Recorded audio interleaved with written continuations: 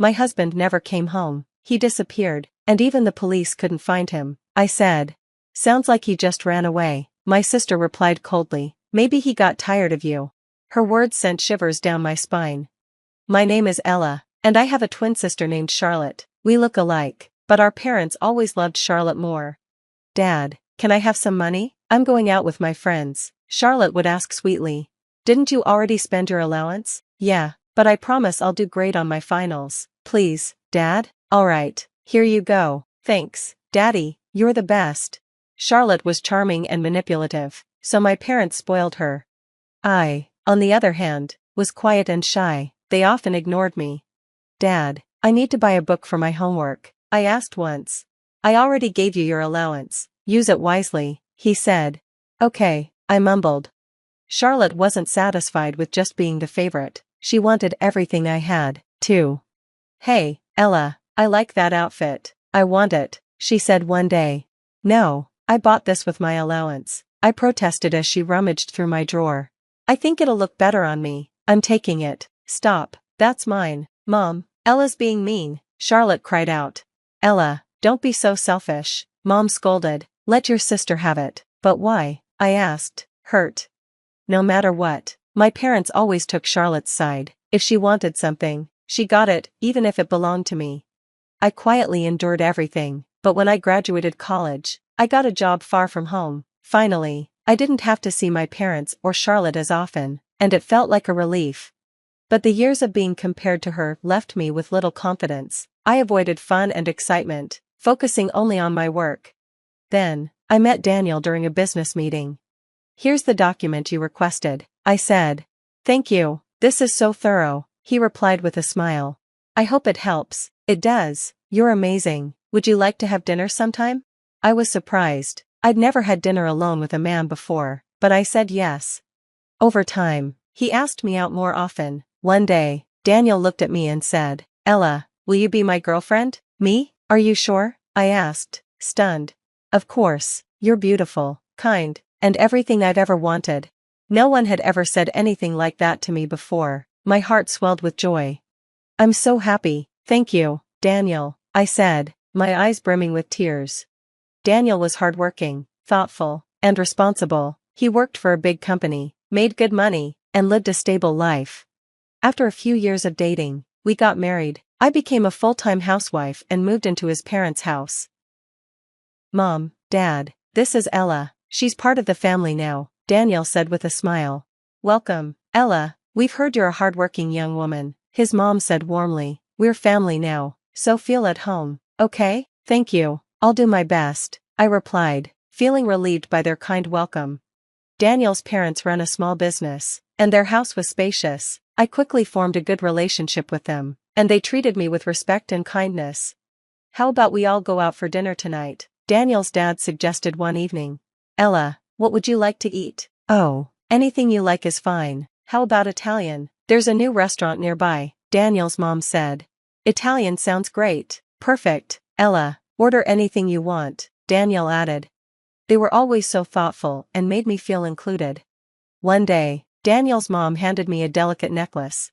Ella, this necklace would look lovely on you. I used to wear it, but I'd like you to have it now. Really? It's beautiful. Thank you so much. I'm happy you'll wear it. You're my daughter now, she said, smiling.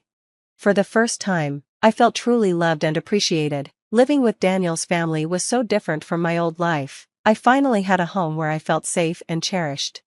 I thought this happiness would last forever. But one evening, Daniel didn't come home. Has Daniel called you? His mom asked.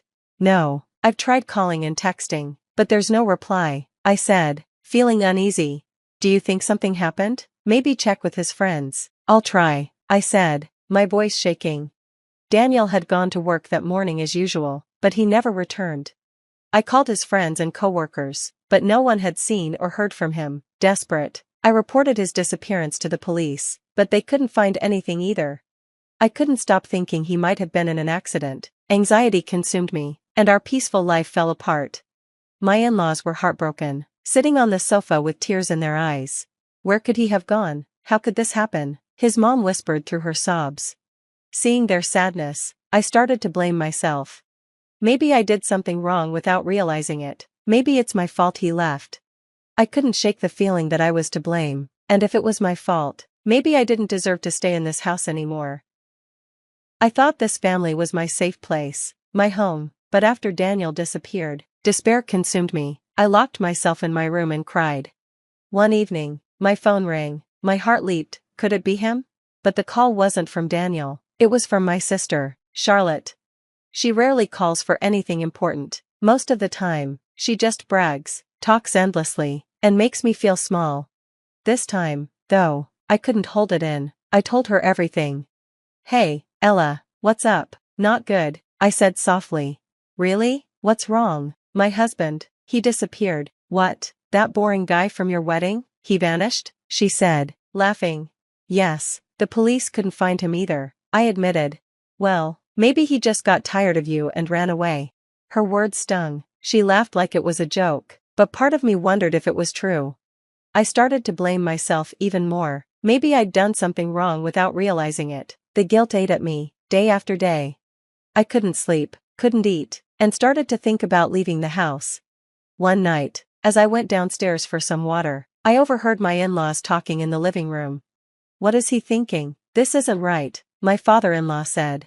I feel so sorry for Ella, she's been through so much, my mother-in-law replied. It makes no sense for him to leave her like this. It only makes sense if he had an accident or something, he added. Hearing their concern for me made me burst into tears. Despite their own pain, they cared about me. Their kindness reminded me I couldn't stay lost in despair. My in-laws had lost their son, and they needed me as much as I needed them. I decided to stay strong, for all of us. The next day, I made cherry pie, my father-in-law's favorite. I made this for you. Let's eat it together, I said with a smile. Thank you, Ella. It smells amazing, he replied. From then on, we supported each other, living as a family while I continued searching for Daniel. I spoke to his colleagues, his friends, anyone who might know where he was. Then I discovered something shocking. $100,000 was missing from his bank account. The police suspected he had run away, but with no clear evidence of a crime, they stopped investigating. Years passed. My in-laws and I slowly adjusted, helping each other through life. But 7 years after Daniel vanished, tragedy struck. My father-in-law passed away after a long illness. At his funeral, as my mother-in-law and I cried, a familiar voice stopped us. Hello, I'm back. Hey, Ella, it's been a while. I turned, stunned. Daniel, where have you been? But he wasn't alone. Standing next to him was Charlotte, my sister. What? Why? What's going on? I stammered. Daniel looked completely unfazed. Well, I've been living with Charlotte, at your parents' house, he said casually.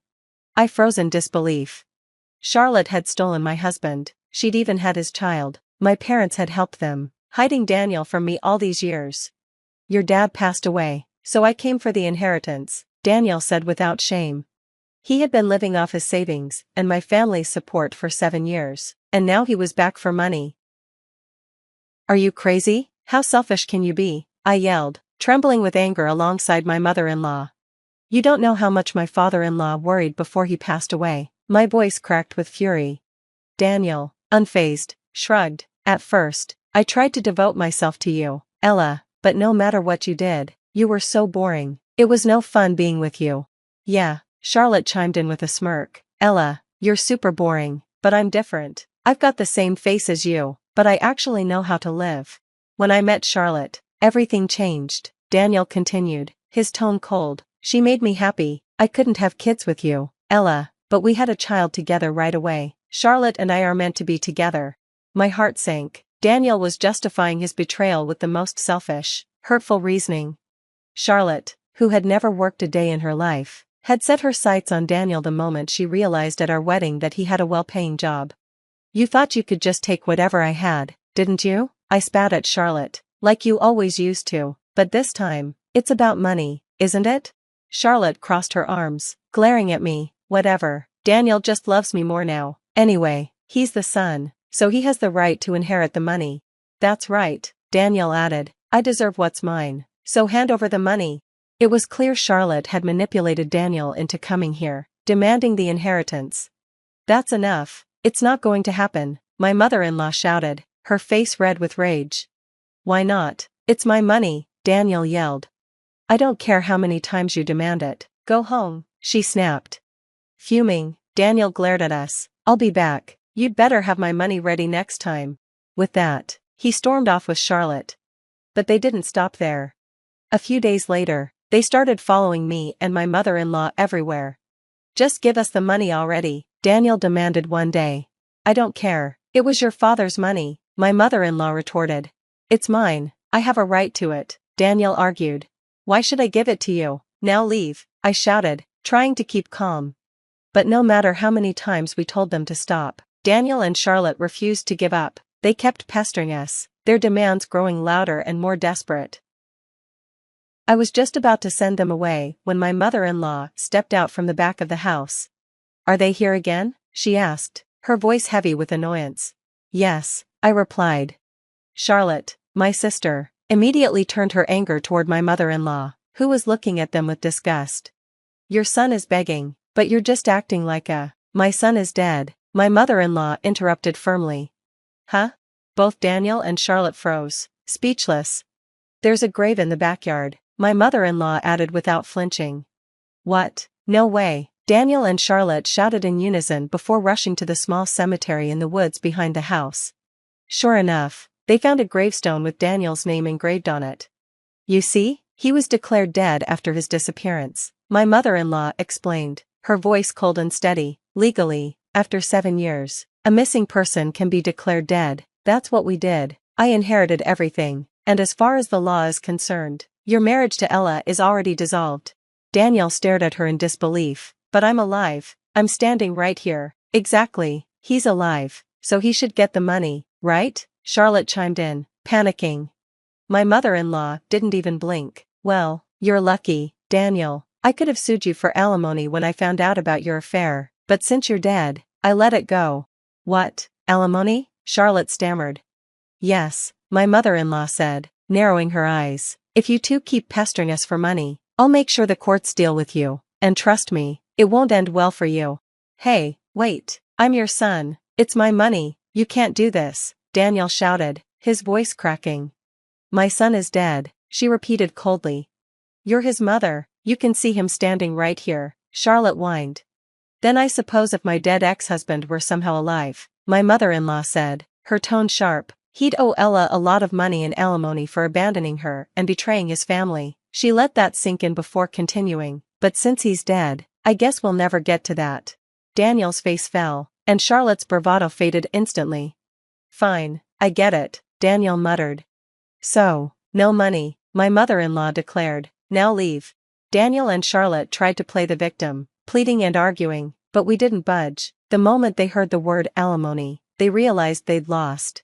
Later, my parents came to me, looking distressed. Clearly, they had heard the story from Charlotte. We're in serious trouble, Ella, my father said, his voice trembling. We have a lot of debts. Please, help us out. Yes, my mother added, we're still family, after all. Family? I snapped. You took away my husband and treated me terribly for years. Now you want my help? Forget it. I'm not giving you a single cent. My parents were stunned. No way. They had spent years spoiling Charlotte, pouring all their money into her and supporting her lavish lifestyle. Now they were paying the price. That's what happens when you let her take and take without limits. You've dug your own grave, I said bluntly. It turned out Daniel had been freeloading at my parents' house without working, relying on his savings. Meanwhile, Charlotte had spent recklessly, completely ignoring their financial situation. Raising a child on top of that only added to their expenses. Eventually, Daniel's savings ran out, and even with my parents' help, they were drowning in debt. What are we going to do? You need to fix this situation with the money. Oh, okay, I'll get a job then, Daniel said, frustrated. But since he was legally dead, he didn't have a family register, which meant he couldn't get a proper job. What now? We're drowning in debt, Charlotte complained. I didn't plan on having a second baby, she added. I never expected to get pregnant again either, but it's your problem now, you handle it. Charlotte's belly was huge, and their financial situation was getting worse by the day. I didn't care about the mess between my ex-husband and sister, I just wanted to move on. As for me, I was finally living a peaceful, Happy life with my mother-in-law. How about Paris? She asked one day. Paris? I responded, surprised. Yes, I've always wanted to visit Europe, she said. You said you wanted to see Buckingham Palace too. Why not take a trip to Europe? Really? That would be amazing. It feels like a dream come true. My mother-in-law is the only family who truly cares for me, and I'm grateful for that. I will take good care of her, and we'll continue supporting each other as a family. Since my parents are moving in with us, his unexpected requests caught me off guard in the house we shared. I was taken aback to be told such a thing. I hesitated but managed to request some time to pack. Can you wait until tomorrow? I asked. That was my response after some thought. Coldly, he replied, Fine, I'll stay in a nearby hotel until then. I don't want to see your face. I wondered where he planned to get the money for the hotel from our joint account, but I decided not to ask him right then and remained silent. If you leave any of your stuff, I'll throw it away, he said as he opened the door. I watched him leave and let out a deep sigh. I'm the one paying $1,800 a month for the house mortgage. Sometimes I wondered if he truly understood that. I pulled myself together and contacted our daughter Anna. Anna, I need to leave the house for a bit. Can I stay with you for a while? Sure. I'll come pick you up tomorrow. Thank you so much, I replied, feeling grateful for her words. I dialed another number. I felt like George had been looking down on me, so I decided to give him a lesson. In the end, George had a tough experience. My name is Sarah. I'm 51, and I spend my days working hard at work and at home. I live with my husband, George. One day, I met him through an acquaintance, and before I knew it, we were married. At 23, we were blessed with an angelic daughter, Anna. However, George hardly ever paid attention to Anna, and I was mostly the one taking care of her. Hey, play with Anna once in a while, I'd say. He carelessly responded. That's a woman's job, right? Yes, he had decided that housework was a woman's duty and wouldn't help. But Anna was such a good child, always helping me whenever I was tired. Dad, if you're relaxing, help out. Housework is your mother's duty. Without hesitation, Anna retorted, Then what's your duty? Mom works for both you and her. Even George couldn't resist helping a bit after hearing her genuine words. Now Anna has built a new life in a distant state, living happily with her husband's family. My parents passed away in an accident 5 years ago, and I had to let go of our beloved family home. George's parents live a bit far away, and we only see them at occasional family gatherings. They don't interfere with our lives and live peacefully. The relationship between George and me was, to put it mildly, complicated. Simply put, he's living day to day like a part-timer. How's your current job? I'd ask. I quit again, he'd say. His nature is to quit at the slightest obstacle. Whenever there's a problem, he runs away quickly. At best, he stays at his job for 3 months. At worst, he quits on the first day. Because of this pattern, there aren't many companies willing to employ him long-term. So even at 56, he's stuck doing part-time jobs. We often fight over this. Don't you want to take things more seriously? I'd ask. You're so persistent. People just don't appreciate my abilities, he'd respond. George's educational background is impressive. He graduated from a renowned university. But one's worth isn't just about their educational background, and I believe he should utilize that impressive education in his work. But I sometimes doubt if he's truly leveraging his abilities. My background is different. I started working right after high school. During high school, my father fell, and I had to support our family financially. Thanks to that, I've become a reliable figure in my company, yet it seemed that George didn't appreciate my efforts. You didn't even go to college, yet you complain about me whenever I voice my opinion, he'd say. So lately, I've been careful about what I say to him. Back when he was chasing his dreams, his eyes shone so brightly that I was captivated, just like stars. While pursuing his dream, he truly sparkled. But recently, that spark seems to have disappeared. I wonder what he thinks of me. Lately, I've been having thoughts like that more and more, even considering divorce. Then a surprising incident happened. I was a bit curious and checked our joint bank account. Huh? It's decreased by $2,000. Why? For someone like me who doesn't waste money, this amount was a shock. After all, I've been working hard to protect our household finances, so I asked him, "What did you use this $2,000 for?" He replied with an annoyed expression, "Actually, I gave it to my parents." I thought to myself, why? His parents, nearing 80, were really energetic and enjoyed doing volunteer work. I had never heard that they were in trouble, so I was surprised. I always considered his parents to be dependable. They've helped us in the past, but I never imagined they'd need our help. I couldn't hide my shock and surprise that he spent $2,000 for his parents. When I asked, "Why did you spend so much money?" he replied proudly, "Actually, my mother's birthday is coming up, so I decided to give her a surprise hot spring trip." "But why from our joint account?" I asked. He casually replied, "It's okay. It's all part of being filial." I was a bit angry and said, "Shouldn't you have used your own pocket money?" He's always like this, using the money I save up without any hesitation. Like this house, for instance. He committed to it without consulting me.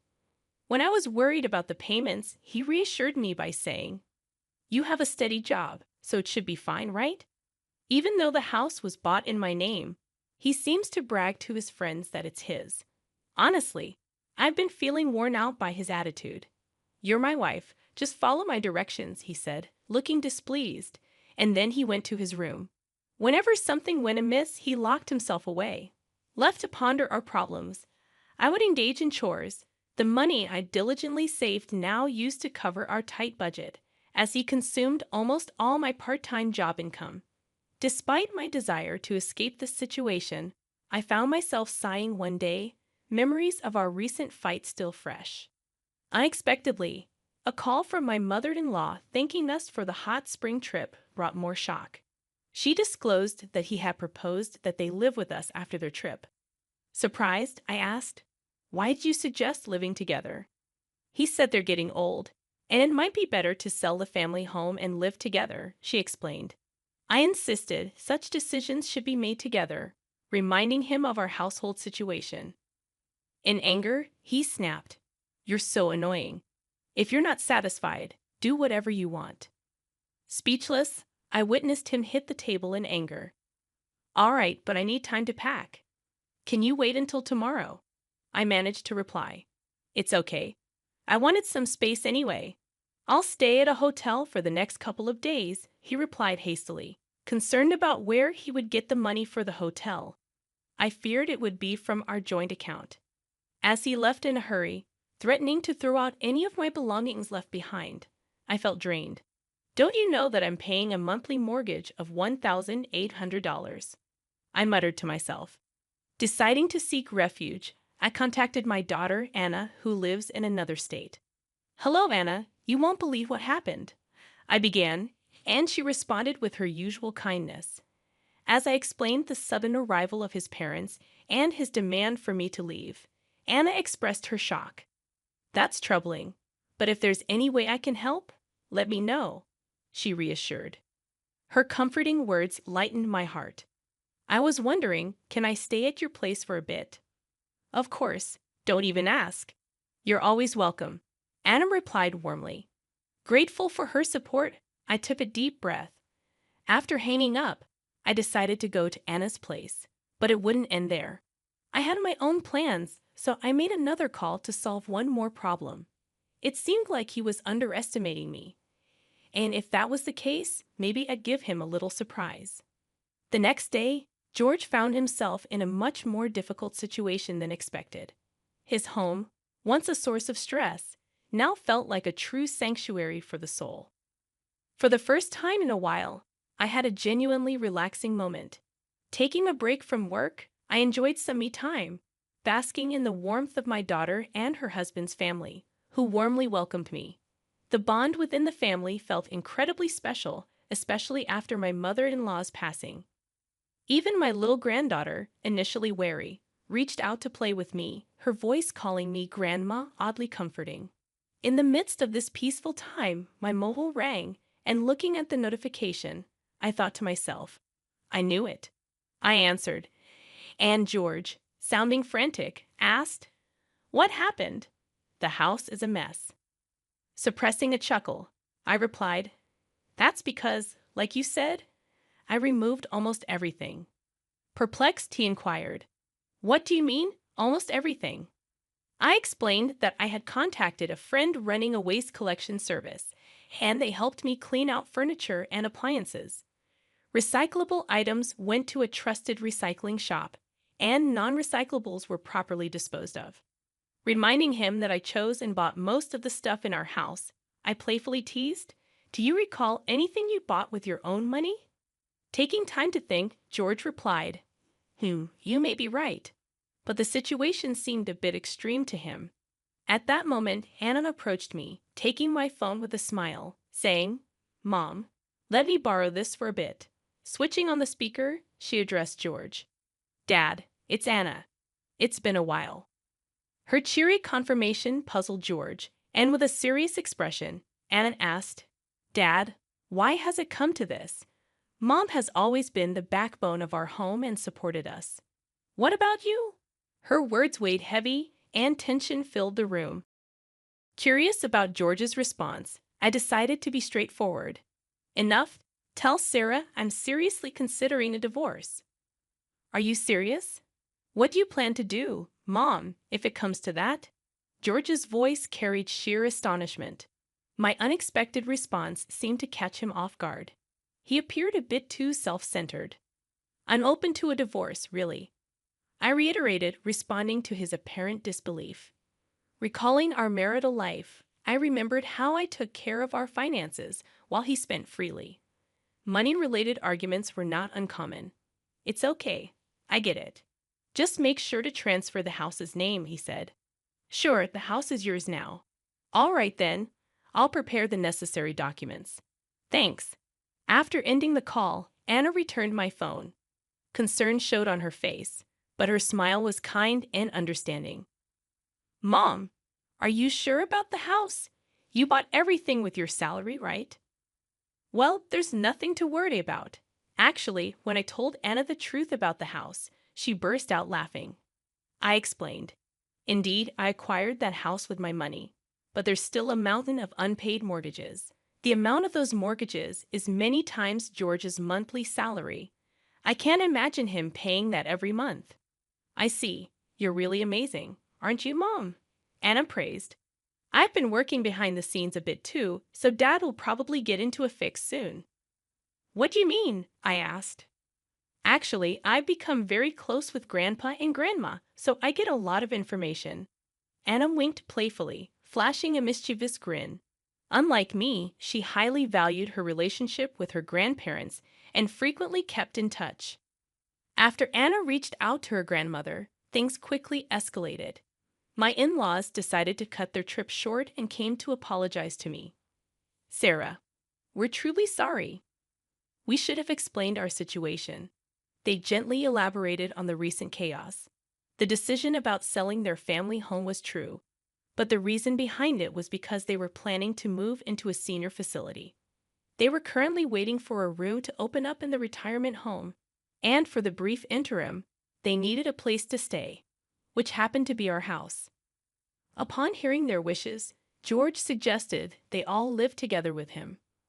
Although my in-laws were worried about causing me inconveniences, George told them Sarah fully agrees. In fact, she suggested it. Thus, they seemed convinced to move in. However, I never agreed to any such thing. My relationship with my in-laws was quite ordinary. I would never make such a bold proposal. So, it was all Dad's cunning idea, Anne remarked, looking exasperated. My in-laws, resembling parents apologizing for their child's mischief, seemed deeply remorseful. Afterward, they were furious at George. Their eyes brimmed with the question, "Why would you do such a thing?" They concluded by seemingly cutting ties with their son, distancing themselves from him. Later, they deeply apologized to me and left in a somber mood. Honestly, I think my in-laws are decent people. They seemed financially stable, having aided in George's expensive university fees. Hey, you think Grandma and Grandpa's parenting style is a bit too liberal? Anna asked me curiously. Why do you think that way? I responded. Well, they could see Dad not working, but they didn't say anything. Plus, he seems to have inherited their personality. True, George always appeared quite indifferent towards me. My in-laws seemed absorbed in their volunteer work and hobbies, drawing a line between them and our family. However, maybe that's not unusual. I was always worried about you, Anna, and occasionally called you. Perhaps my in-laws' leniency influenced George's selfish behavior, but George is an adult. He shouldn't let little things upset him and should act responsibly. It had only been a month since our divorce when my phone rang again. I noticed George's name, someone I considered part of my past, with a slight frown. I answered, "What now?" "We have nothing left between us." "Listen, it's about the house mortgage." Panic and confusion filled his voice. Apparently, he had received the next mortgage statement. I had diligently paid $1,800 every month, but he might have been unaware of the amount. "It says $1,800 a month. Unbelievable." "Yes, I've been paying it properly. You graduated from a good school, right? You can manage that, can't you?" I could understand his shock. George's income was just over $1,200 a month, and given his spending habits, he barely saved anything. Although most items in the house were gone, he managed with things he received from his parents. However, he wasn't good at housekeeping and ended up spending money on eating out and laundromats. For him, a mortgage surpassing his income would be tough. Are you surprised that I, a high school graduate, can pay $1,800? Well, kind of. You see, even as a high school graduate, I worked hard steadily, getting promotions. I realized the importance of perseverance. That's impressive, but it might be tough for me. It was your choice to be in this situation. Stop blaming others and take responsibility. When we divorced, we had clearly discussed the mortgage and other details.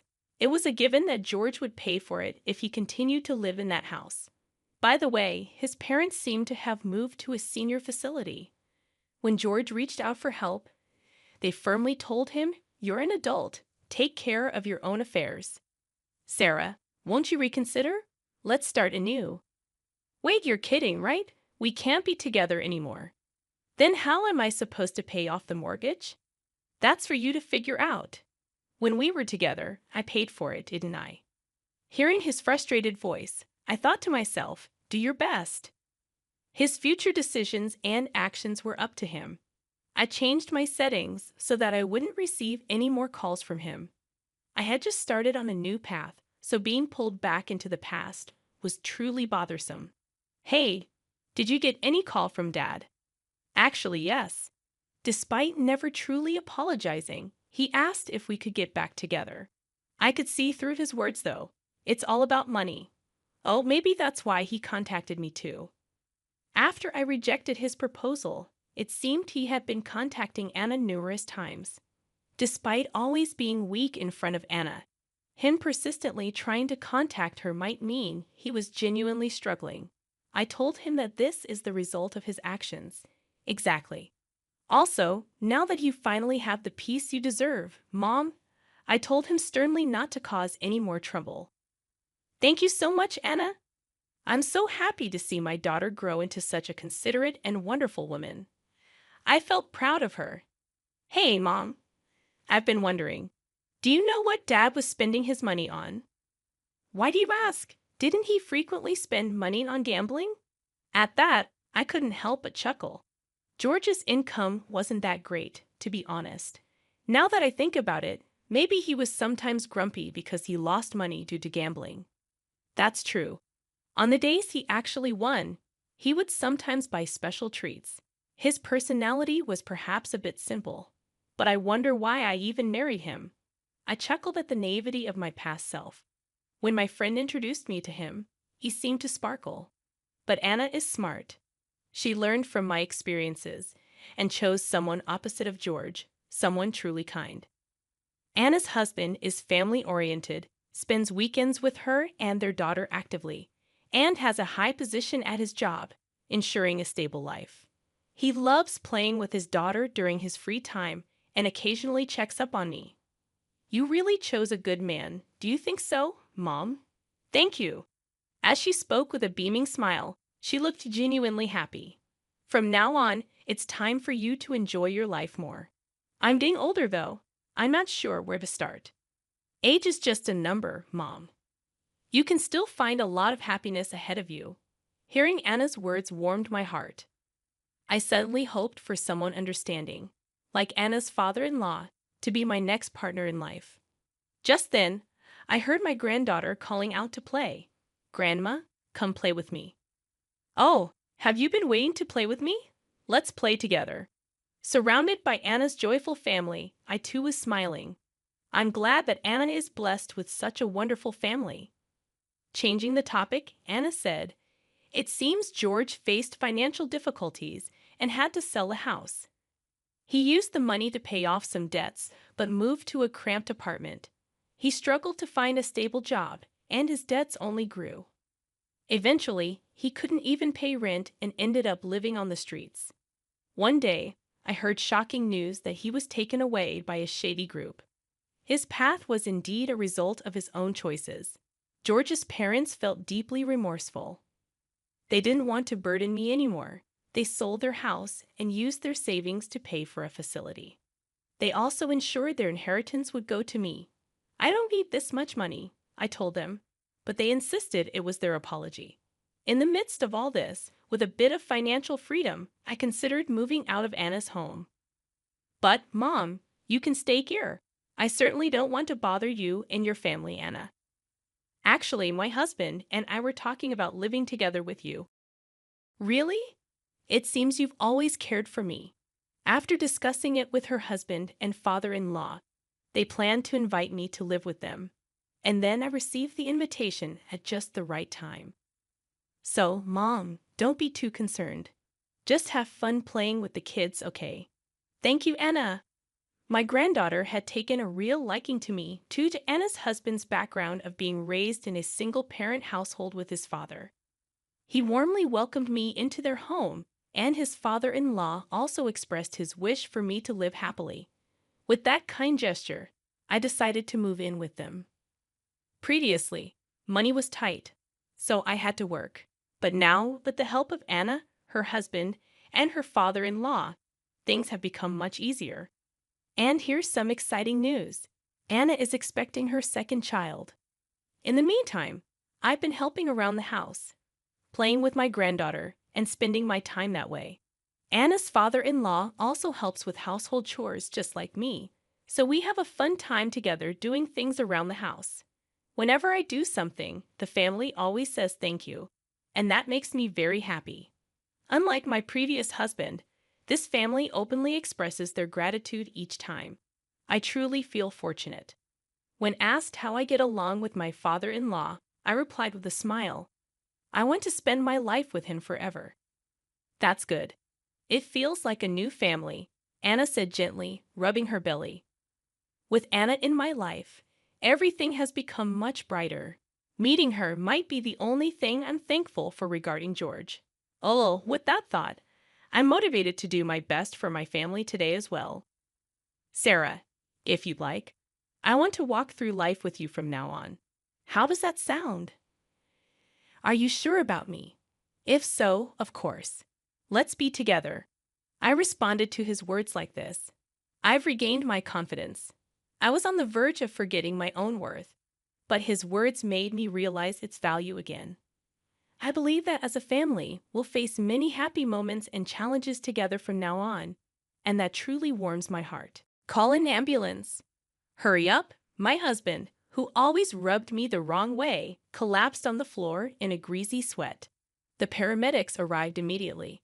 They quickly checked my husband's condition and put him on the stretcher. Then they said to me, "Are you his wife, aren't you? Could you come with us to the hospital?"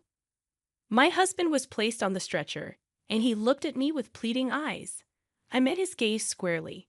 "No, I will not," I said firmly, with no hesitation. "What? My husband's voice came out as if he had lost his mind.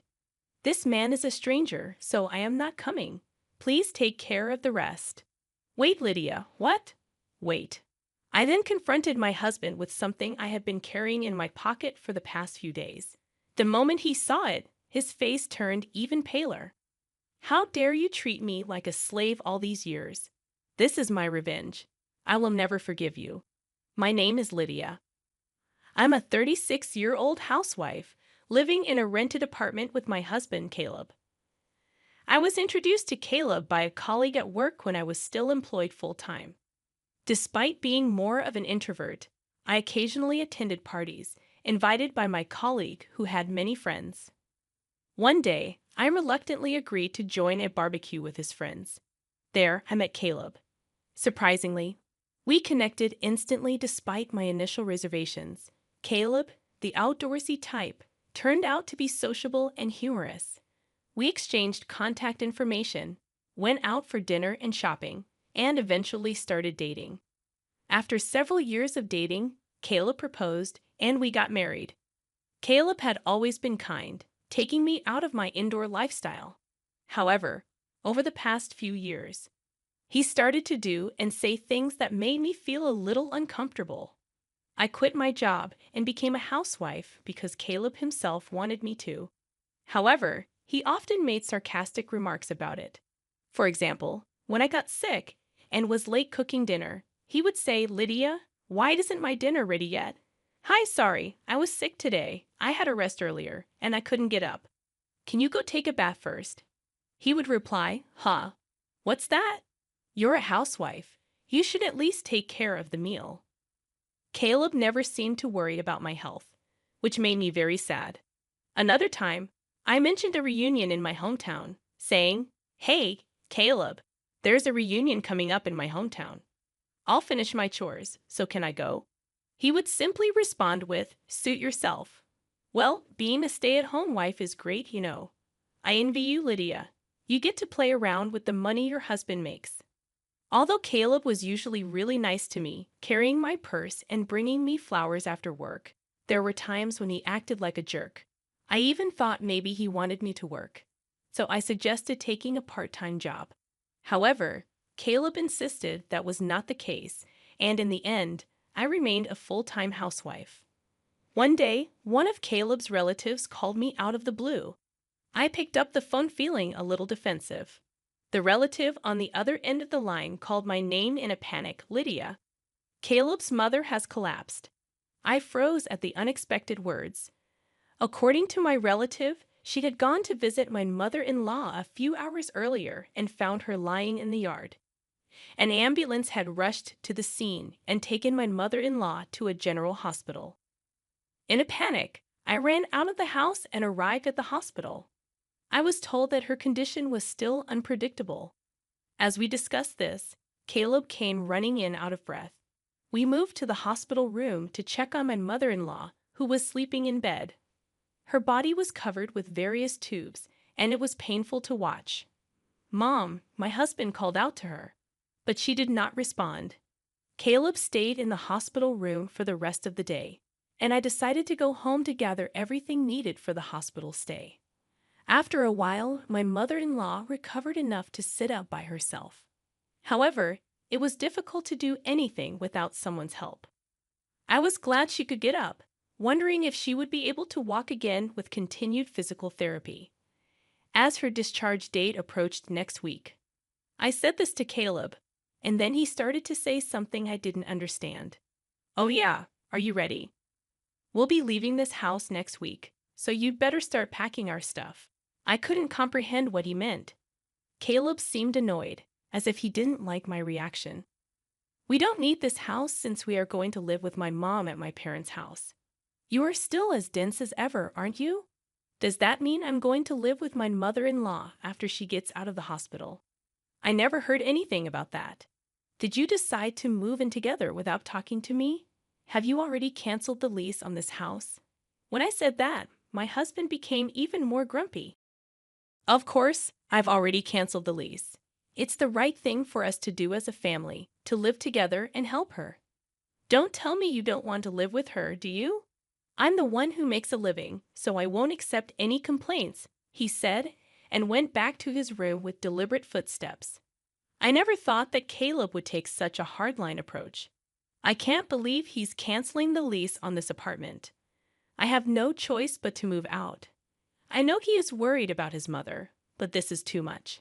I sighed deeply. A few days passed, and suddenly I was living with my mother-in-law. I had never been a caregiver before, so everything was new to me. I had to spend most of my day feeding, bathing, and toileting for my mother-in-law. She didn't want me to take care of her, and she hardly communicated with me. Furthermore, when I tried to talk to her, she would hide in bed, saying she was in pain. When my mother-in-law was healthy, we didn't have a bad relationship. In fact, we sometimes exchanged delicious-looking snacks we found at the department store. Perhaps she was too frail to care for others. On the other hand, my husband Caleb, who had forced us to move in together, rarely came home. After work, he would go out for drinks and come home in the morning. Even on his days off, he would find some reason to go out. When he came home, all he did was play video games in his room. I decided to talk to Caleb while he was playing games. I know you can't avoid working overtime or drinking with your colleagues, but can't you at least help me take care of your mother when you're at home? Or I would like you to help me with the housework. I said this, and Caleb replied without looking away from the screen. What are you being so naive about? Housework and caregiving are both your jobs. I'm tired from working, you know. Oh, I'm almost out of coffee. Go make me some and clean this room, okay? And oh, take these to the dry cleaner. I need them by Wednesday. My husband spoke one-sidedly and threw his work clothes at me. This time I was annoyed and retorted, "That's enough. I've been doing housework and taking care of your mother every day for the past month without a break. Why can't you at least help me a little?" Caleb then slammed the game controller down on the desk, stood up with a mighty thud, and said, "How dare you talk to me like that? Who do you think you owe your livelihood to? If you have a problem with me, then get out. Come on, get yourself together and get out." Well, I feel sorry for my mom. She's going to be left alone without anyone to take care of her. That being said, I couldn't say a word. It's true. I only have a little money saved up, and I can't leave my mother-in-law, who can't do anything for herself. Holding back my emotions, I picked up his suit and left the room. After about 6 months of such a difficult life, my mother-in-law suddenly passed away. I woke up in the morning and went to check on her like I always do. But that day, she was no longer breathing. I called an ambulance and took her to the hospital, but it was too late. Caleb was in tears and sad. I don't know why, but I couldn't cry. I felt cold when I saw Caleb crying. Without hesitation, I thought to myself, "You didn't do anything to help her." When I realized that I don't have to take care of her anymore, I felt a sense of relief. I felt guilty for feeling that way. Time passed so quickly. After the funeral, I suddenly realized that 2 weeks had passed since my mother-in-law was gone. It was time to organize her belongings. After my husband left for work, I started cleaning my mother-in-law's room. I put her favorite clothes and accessories into cardboard boxes one after another. But there weren't many, so the work was over soon. Next, I opened the cabinet by my mother-in-law's bedside. There was almost nothing in it, but there was a big can on the bottom shelf. I thought I had seen it somewhere before, and it was a can of assorted sweets I had given her when she was still in good health. I wondered why it was there. I'd opened the lid of the can, and there was a letter inside. When I picked up the envelope, I found the words "Dear Lydia" on it. I hurriedly opened it and looked inside. In trembling letters, there was a message for me. "Lydia, I am sorry for making you take care of me. I was ashamed of myself for forcing you to work for me every day. I was also ashamed of my son, Caleb. I know how bad he was to you, Lydia. You should leave him and live your life the way you want." My mother-in-law knew everything. She knew that her son was being selfish, and that I was suffering from it. At the end of the letter, she wrote, "I am glad that I was able to spend the last days of my life with you, Lydia. Thank you." At that moment, I cried for the first time since my mother-in-law passed away. It was as if everything I had been holding back was flowing out of me. I cried and cried until my tears ran dry. And then I made up my mind. I would divorce my husband. 10 days have passed since I found the letter from my mother-in-law. My husband is still treating me like a slave. Lydia, I'm missing one of my socks. Where is it? Oh, and take my car to the car wash today. You've got nothing to do, right? He's going out with his colleagues for golfing today. I guess he's completely forgotten about it, but today is our wedding anniversary. Well, I don't even care about it anymore. What are you going to do while I'm golfing? You can't just sit around, you know. You have to prepare dinner, clean my room, clean the bathroom. You have a lot to do. His arrogance left me speechless. Hey, can you hear me?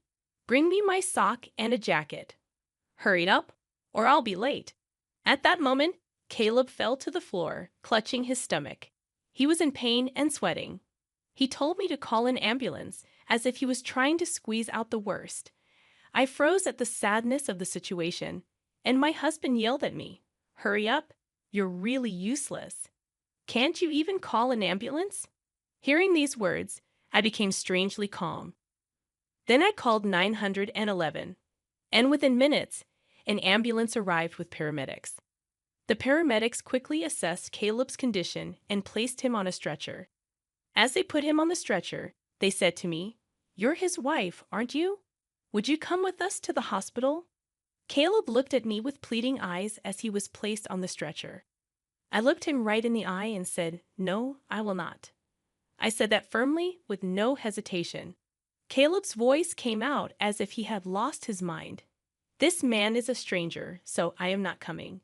Please take care of the rest." Then I confronted Caleb with something I had been carrying in my pocket for the past few days. The divorce papers that I was forced to sign when we had a fight a while ago.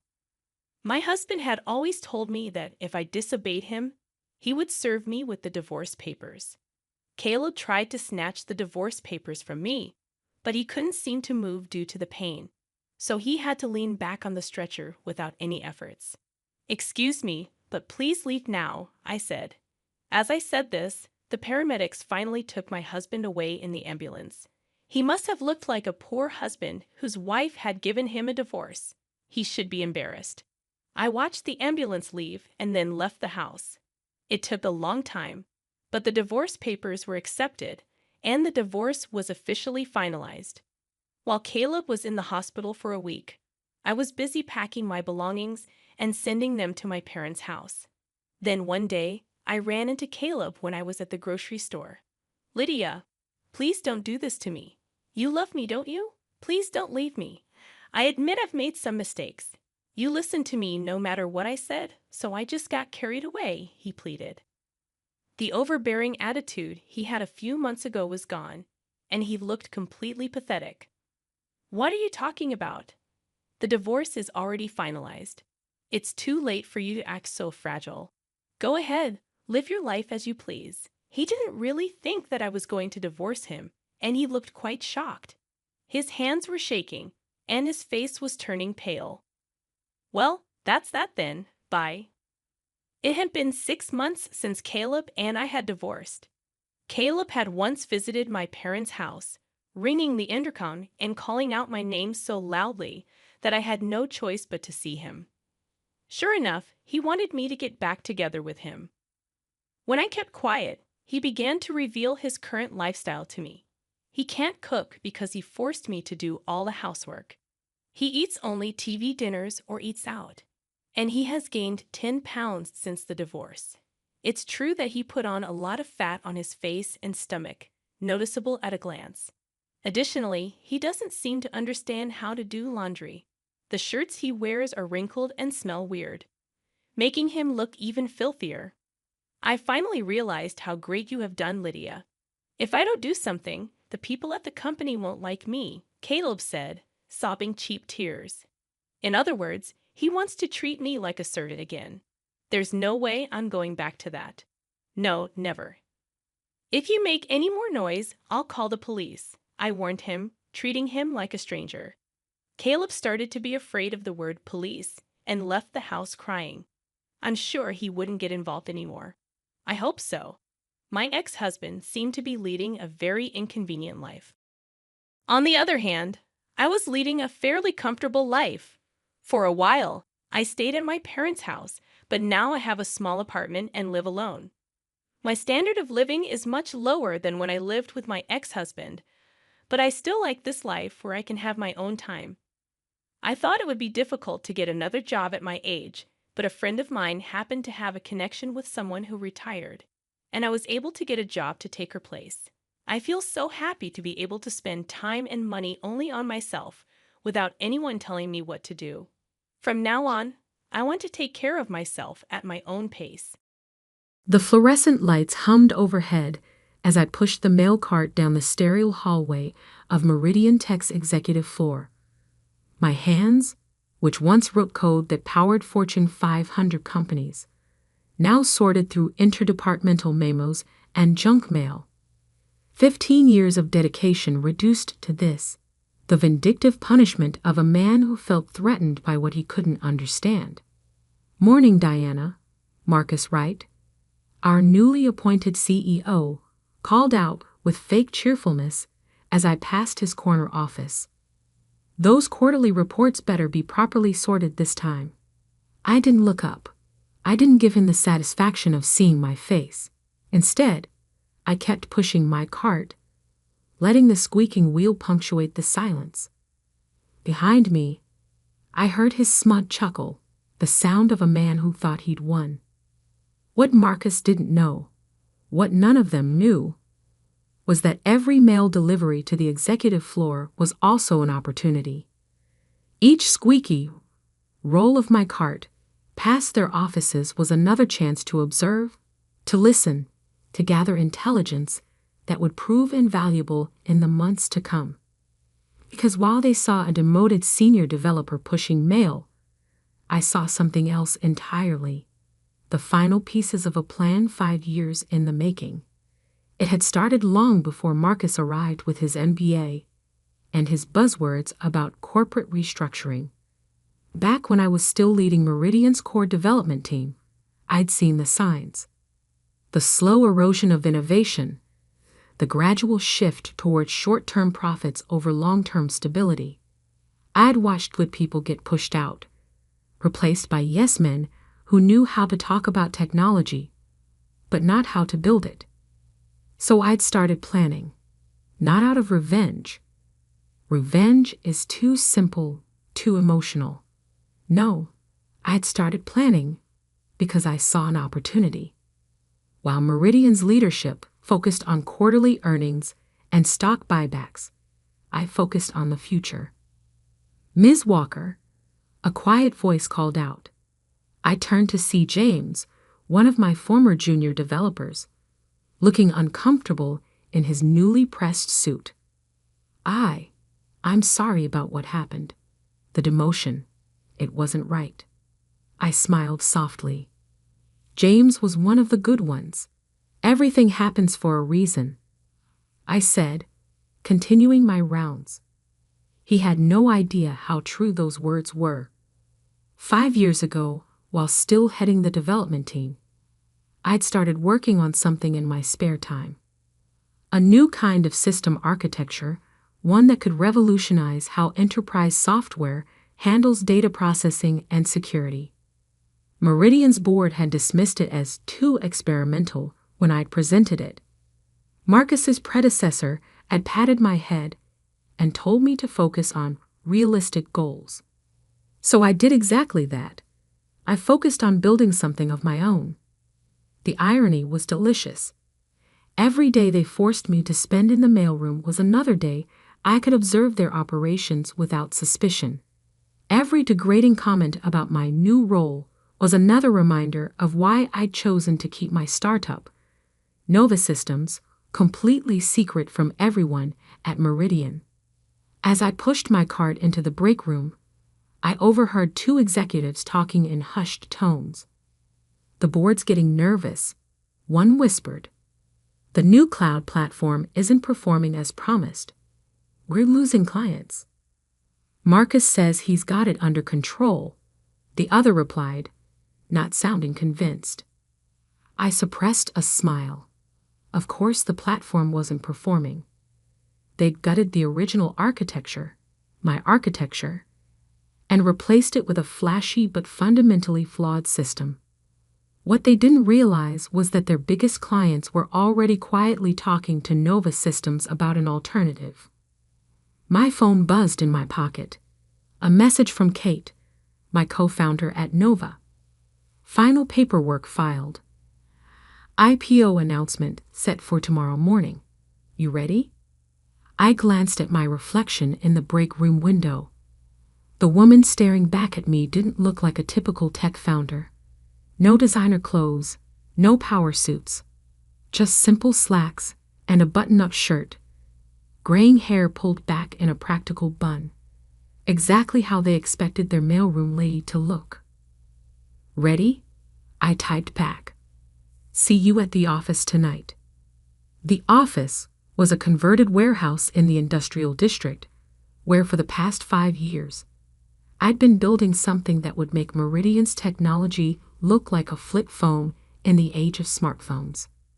While they'd been forcing me into irrelevance, I'd been quietly assembling a team of the best developers in the industry. Many of them former Meridian employees who'd been similarly pushed aside. We hadn't just built a better system, we'd built the future. As I finished my morning mail rounds, Marcus stepped out of his office, straightening his expensive tie. Diana, he called out, that same condescending smile on his face. Since you're heading to the lobby anyway, be a dear and pick up my dry cleaning, would you? I nodded politely. Of course, Mr. Wright. He turned to walk away, then paused. You know, I never understood why you stayed after the demotion. Most people would have quit. I looked at him directly for the first time that day. I believe in seeing things through to the end, Mr. Wright. He laughed, that sharp, dismissive sound I'd grown so familiar with. The end? Diana, this is your end. This is what loyalty gets you in the real world. The sooner you accept that, the happier you'll be. I watched him walk away, his Italian leather shoes clicking against the polished floor. In less than 24 hours, those same shoes would probably scuff that same floor as he ran from reporter to reporter, trying to explain how his company's obsolete senior developer had just become his biggest competitor. That evening, as I left Meridian's offices for what I knew would be the last time, I took one final look at the building I'd called home for 15 years.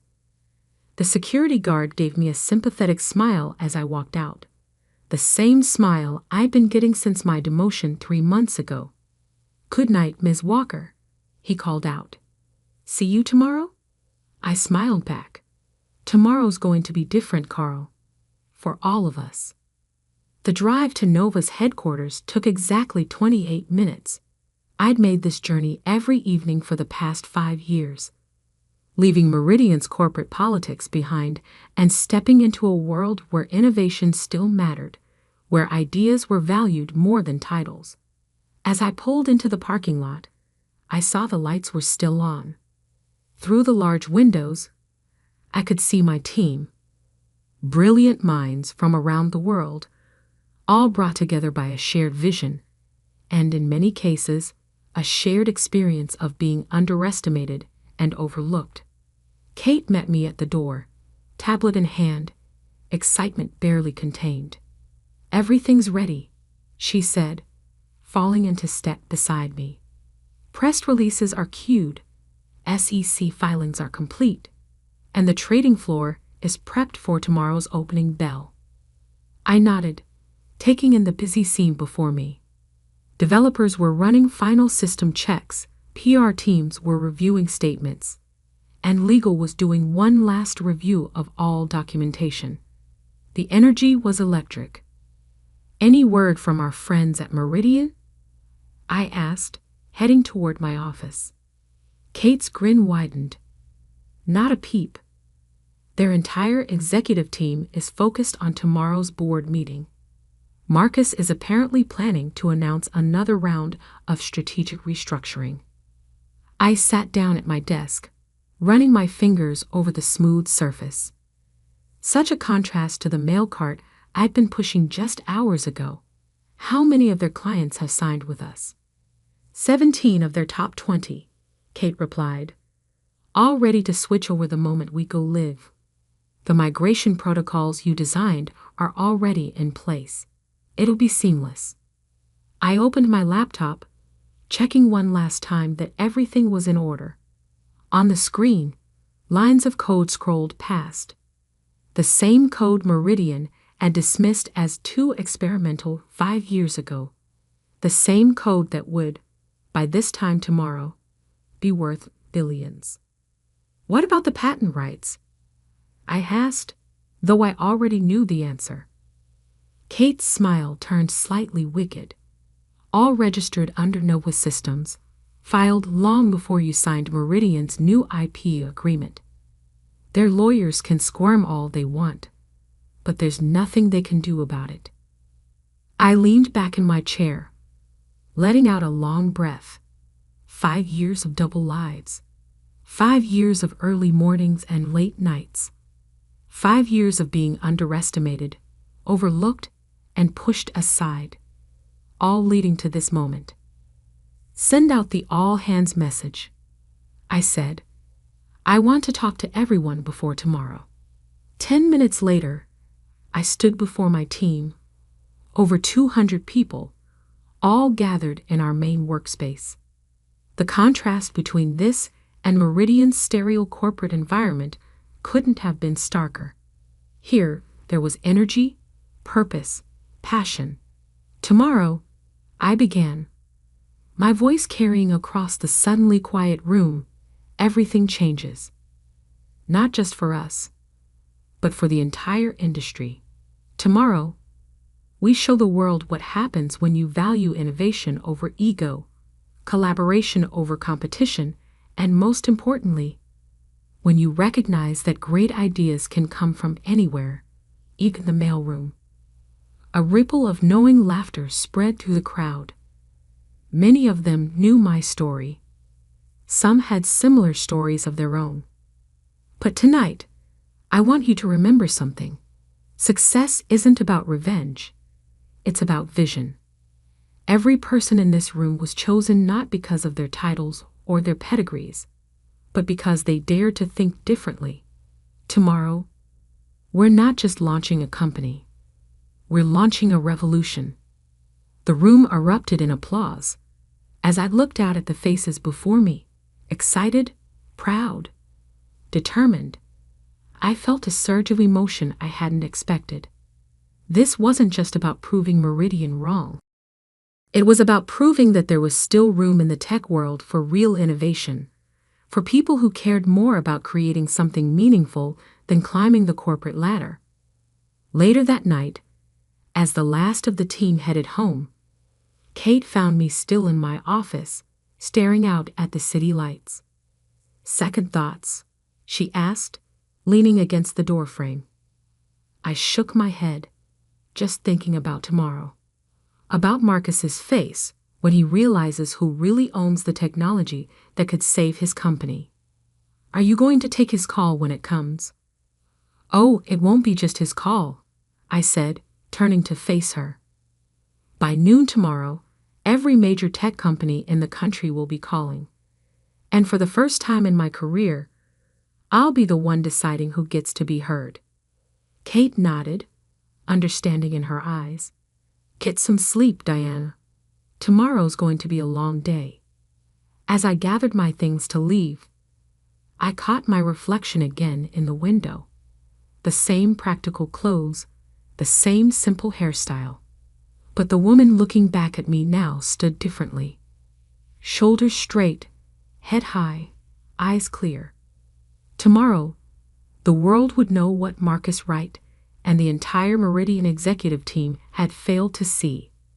That sometimes the most dangerous person in the room isn't the one making the most noise, but the quiet one in the corner, watching, learning, and building something that would change everything. I took one last look at the Nova Systems logo glowing on the wall. My real legacy, not the mail cart they tried to reduce me to. Tomorrow would be different indeed. But first, I had one last piece of mail to deliver. Morning light streamed through the windows of my penthouse apartment as I sipped my coffee, watching CNBC's pre-market coverage.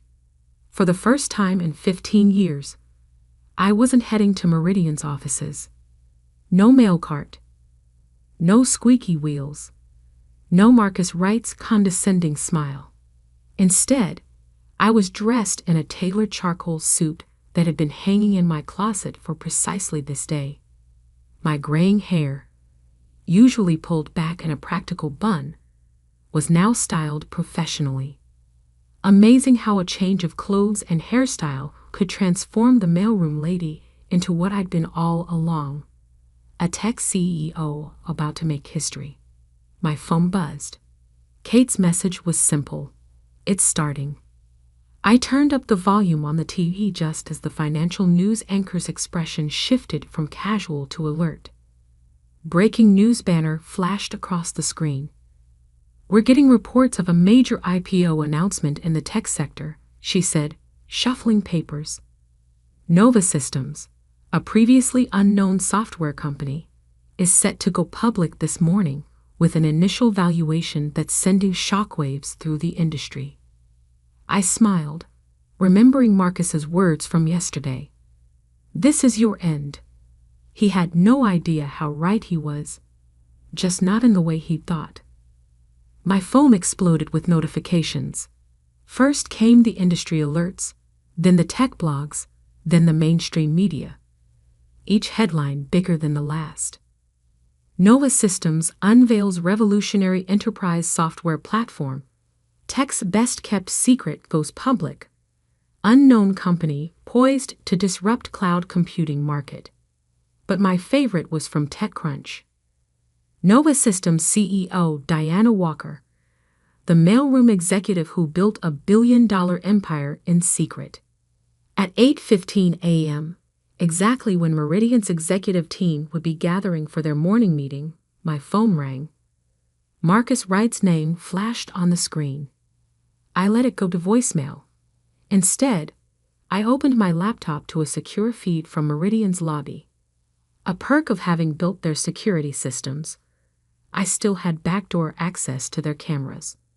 The scene was chaos. Reporters were flooding the entrance, all hoping to get a comment about Nova Systems, about me, about the technology that Meridian had dismissed years ago. Through the feed, I watched Marcus arrive, his usual swagger replaced by barely contained panic. He was already on his phone, likely trying my number again. The security guard, Carl, stopped him to say something. I couldn't hear the words, but I could read Carl's lips. Ms. Walker won't be coming in today. Kate arrived at my apartment at 8:45 a.m., practically bouncing with energy. The stock opens in 45 minutes, she announced, setting up her laptop. The trading floor is insane. Initial orders are triple what we projected. I nodded, still watching the Meridian feed. The board members were arriving now, each looking more grim than the last. They knew what this meant. Nova Systems wasn't just another competitor. We owned the patents to technology that Meridian desperately needed. Diana, Kate said softly, you should see this. She turned her laptop toward me. On the screen was an email from James, my former junior developer at Meridian. Ms. Walker, the office is in chaos. Marcus just had a meltdown in the executive meeting when legal confirmed that Nova owns the patent rights. He kept screaming about how he had you pushing mail for 3 months while you were building an empire.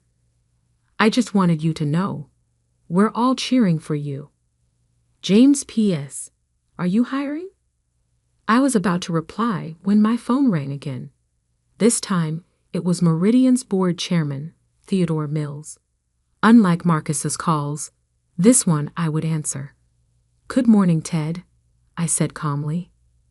"Diana." His voice was tight, controlled. "I believe we need to talk." "We are talking. You know what I mean. The board is meeting now. We would appreciate your presence." I let the silence stretch for a moment. The same board that approved my demotion to mailroom clerk? That was a regrettable decision. One we're prepared to rectify immediately. Name your terms. I glanced at Kate, who was showing me the latest pre-market numbers. Nova's valuation had just crossed $10 billion. "My terms," I said, keeping my voice level. "Ted, I don't think you understand. I'm not looking for a better position at Meridian. I'm not looking for an apology. I'm not even looking for revenge. I'm looking forward. Something Meridian stopped doing a long time ago." "We can match any offer," he said quickly. "Whatever Nova's worth, we can." "Goodbye, Ted?" I cut him off. "I have a stock exchange to open." The next hour passed in a blur of preparations. A car was waiting to take us to the exchange. Kate handled last-minute press inquiries while I reviewed my remarks. But before we left, I had one last piece of business to attend to.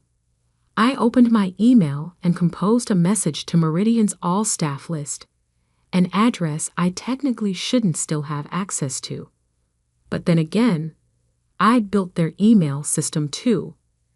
"Dear Meridian colleagues, by now, you've heard about Nova Systems.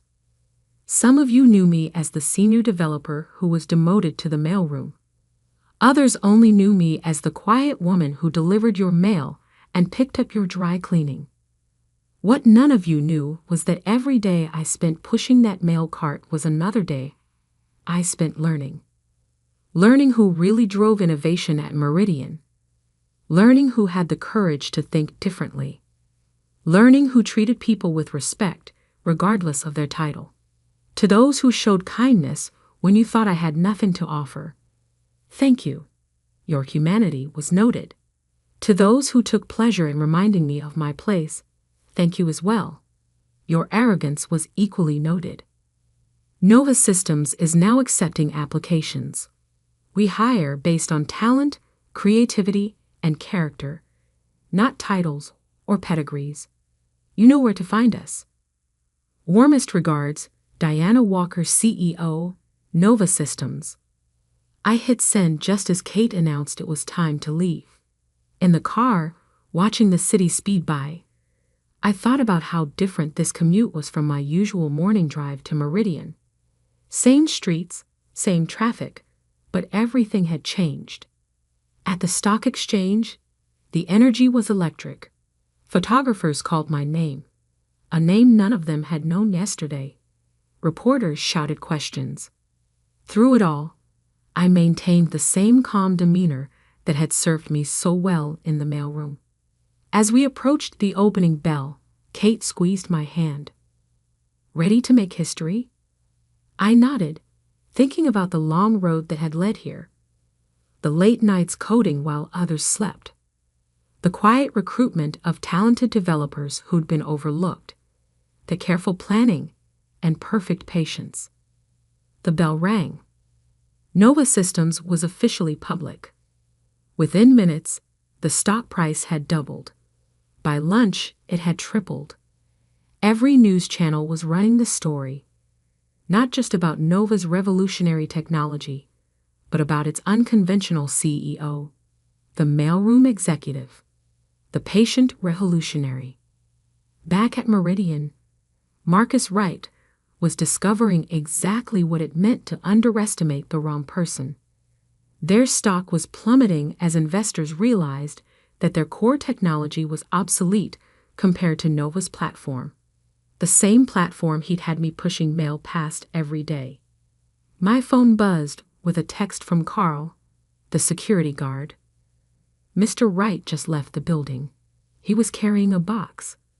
Guess someone else will be delivering the mail now. I smiled, but not out of satisfaction at Marcus's downfall. I smiled because this wasn't the end of the story. It was just the beginning. That evening, after the interviews and celebrations, I returned to Nova's headquarters. The team was still there, watching the news coverage, cheering every headline. But I headed straight to my office, where a package waited on my desk. Inside was a mail cart name tag, my old one from Meridian. Under it was a note from Kate, "Never forget where we started." I pinned the name tag to my office wall, right next to Nova's first patent filing. A reminder that success isn't about where you sit in an office. It's about what you build when no one's watching. My phone buzzed one last time. A message from James. Just submitted my resignation at Meridian. Along with half the development team. Your email inspired us. Hope that application portal is ready. I looked out at my team. Brilliant minds who'd believed in the vision when it was just an idea scratched out in a notebook. Tomorrow, we begin expanding, bringing in more talented people who'd been overlooked, underestimated, pushed aside. We'd build something even bigger. Because that's what happens when you take someone with vision and try to make them invisible. They don't disappear. They build empires in the shadows. They change the game while you're busy playing politics. And when they finally step into the light, they don't just claim a seat at the table. They build a bigger table. As the city lights twinkled outside my window, I thought about tomorrow's mail delivery at Meridian. Someone else would push that squeaky cart down those halls now. But they'd be walking past empty offices, their former occupants now racing to update their resumes, hoping to find a place at Nova Systems. I opened my laptop one last time that night, checking Nova's closing stock price. The number made me smile, not for its size, but for what it represented. Every digit was a validation of a simple truth. True power isn't in a title or an office. It's in the quiet certainty that comes from knowing exactly who you are and what you're capable of. Marcus had told me to know my place. Well, now everyone knew exactly where that place was. At the helm of the company that had just disrupted the entire industry. Not bad for a mailroom clerk. I should have known something was wrong when Amanda Thompson, our newly appointed 31-year-old VP of Operations, started scheduling innovation workshops that mysteriously excluded anyone over 40. But after 23 years at Meridian Technologies, I'd grown comfortable. Maybe too comfortable. The morning everything changed, I was reviewing quarterly projections in my office, the same office where I'd developed the security protocol that had saved the company millions in potential breaches. The same office where I'd mentored dozens of young developers who now held senior positions across Silicon Valley. The same office that, though few knew it, I technically owned. Elizabeth? Amanda's voice cut through my concentration. She stood in my doorway, tablet in hand, HR director hovering behind her like a well-dressed shadow. Do you have a moment?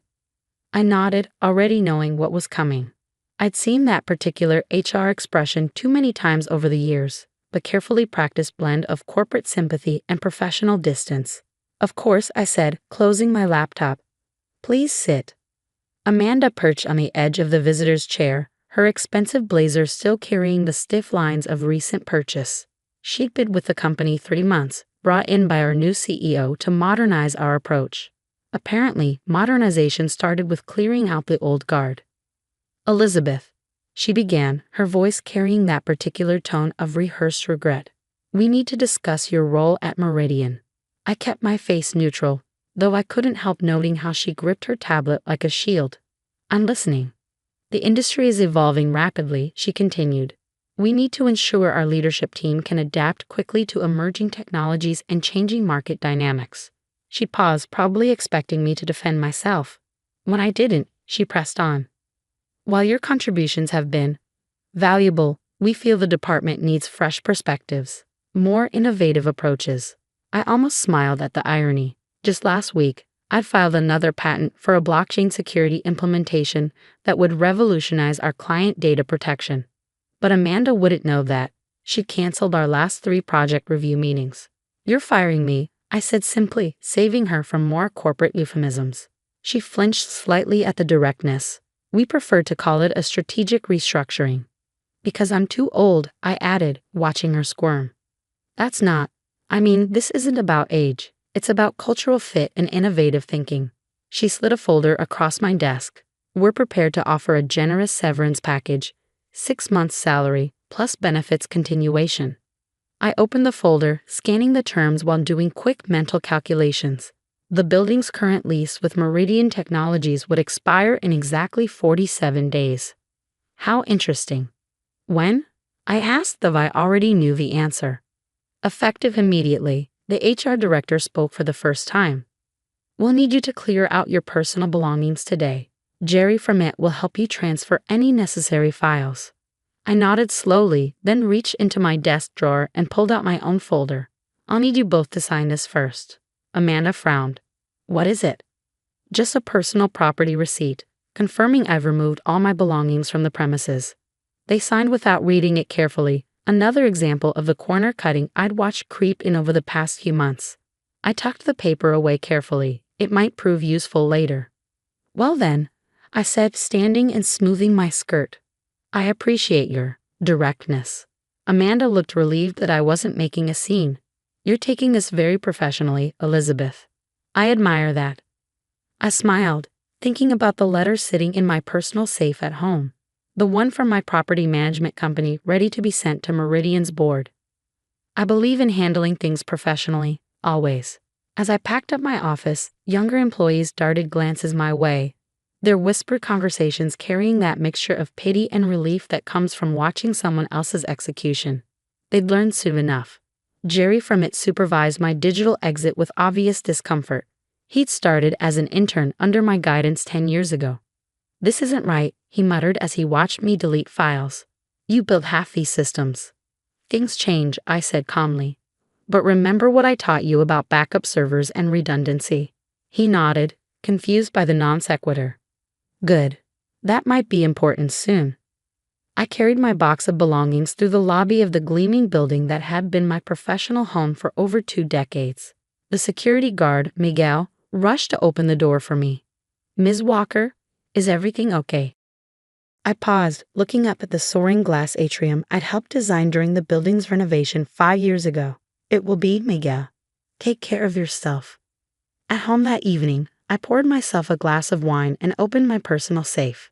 Inside lay the fruits of 20 years of careful planning, property deeds, shell company documentation, and most importantly, the real ownership papers for 1120 Technology Drive, current home of Meridian Technologies headquarters. Years ago, when the company was still young and struggling, they needed capital for expansion. I provided it through a carefully constructed holding company, becoming their landlord without anyone in senior management realizing it. They'd been too busy counting stock options to read the fine print about who actually owned the building they worked in. I pulled out my phone and dialed a number I rarely used. "Stephen? It's Elizabeth Walker. Remember that contingency plan we discussed?" "Yes, it's time. Send the letters tomorrow morning. And Stephen, make sure they understand exactly who they're dealing with now." I hung up and walked to my home office window, looking out over the city lights. Amanda and her executive team would be working late, probably celebrating their successful restructuring. Let them celebrate. Tomorrow, they'd learn what real strategic thinking looked like. I picked up the property receipt they'd signed earlier, the one with microscopic text at the bottom acknowledging the building's true ownership structure. Insurance in case they tried to claim ignorance later. "Too old for innovation," I murmured, sipping my wine. "We'll see about that." As I prepared for bed that night, my phone buzzed with texts from other employees, expressing shock at my departure. I responded graciously to each one, saying nothing about what was coming. The best moves, as I'd learned over decades in tech, were the ones your opponents never saw coming until it was too late. I slept surprisingly well, knowing that in less than 8 hours, Amanda Thompson and the entire executive team would discover exactly what happened when you underestimated the wrong person. Sometimes the most powerful position isn't the most visible one. Sometimes real power lies in knowing exactly when to play the cards you've been holding all along. And tomorrow, Tomorrow would be a masterclass in timing. The next morning, I took my time getting ready, selected a crisp charcoal suit, my mother's pearl earrings, and the Cartier watch I'd bought after my first patent sale. Today wasn't about revenge, it was about power, and power dresses for the occasion. At precisely 9:15 am, my phone lit up with a text from Jerry Innate. OMG, all hell just broke loose. Board members arriving for emergency meeting. Amanda looks like she's about to faint. I smiled, picturing the scene. Stephen, my property manager, would have delivered the letters exactly at 9:00 am. One to every board member, the CEO, and the legal department. Each letter clearly outlining the building's true ownership, the approaching lease expiration, and the new terms. Terms that would triple their rent and require a complete renegotiation of their occupancy agreement. At 9:27 am, another text, this time from my old assistant, Marie. Security just had to bring Amanda water and a chair. She's hyperventilating in the conference room. What did you do? I didn't respond. Instead, I watched my email as the desperate messages started rolling in. First from legal. Urgent matter requiring immediate discussion regarding property ownership and lease terms. Then from HR. Critical oversight in recent personnel decisions. Please contact urgently. Finally, from CEO Daniel Morrison himself. Elizabeth, we need to talk. Name your time and place. I let them sweat for exactly 1 hour before responding to Daniel's email. Sterling Hotel. Noon. Private dining room. His reply came seconds later. We'll be there. I spent the next 2 hours reviewing documents with my lawyer, making sure every detail was perfect. The ownership structure of 1120 Technology Drive was intricate but ironclad. I'd spent years constructing it, using the same meticulous attention to detail that had supposedly made me too old for modern business. At 11:57 am, I walked into the Sterling's private dining room. Daniel was already there, along with Amanda, our CFO James Wilson, and 2 board members. They all stood when I entered. Funny how perspective changes so quickly. Elizabeth, Daniel started, his usual smooth confidence notably absent.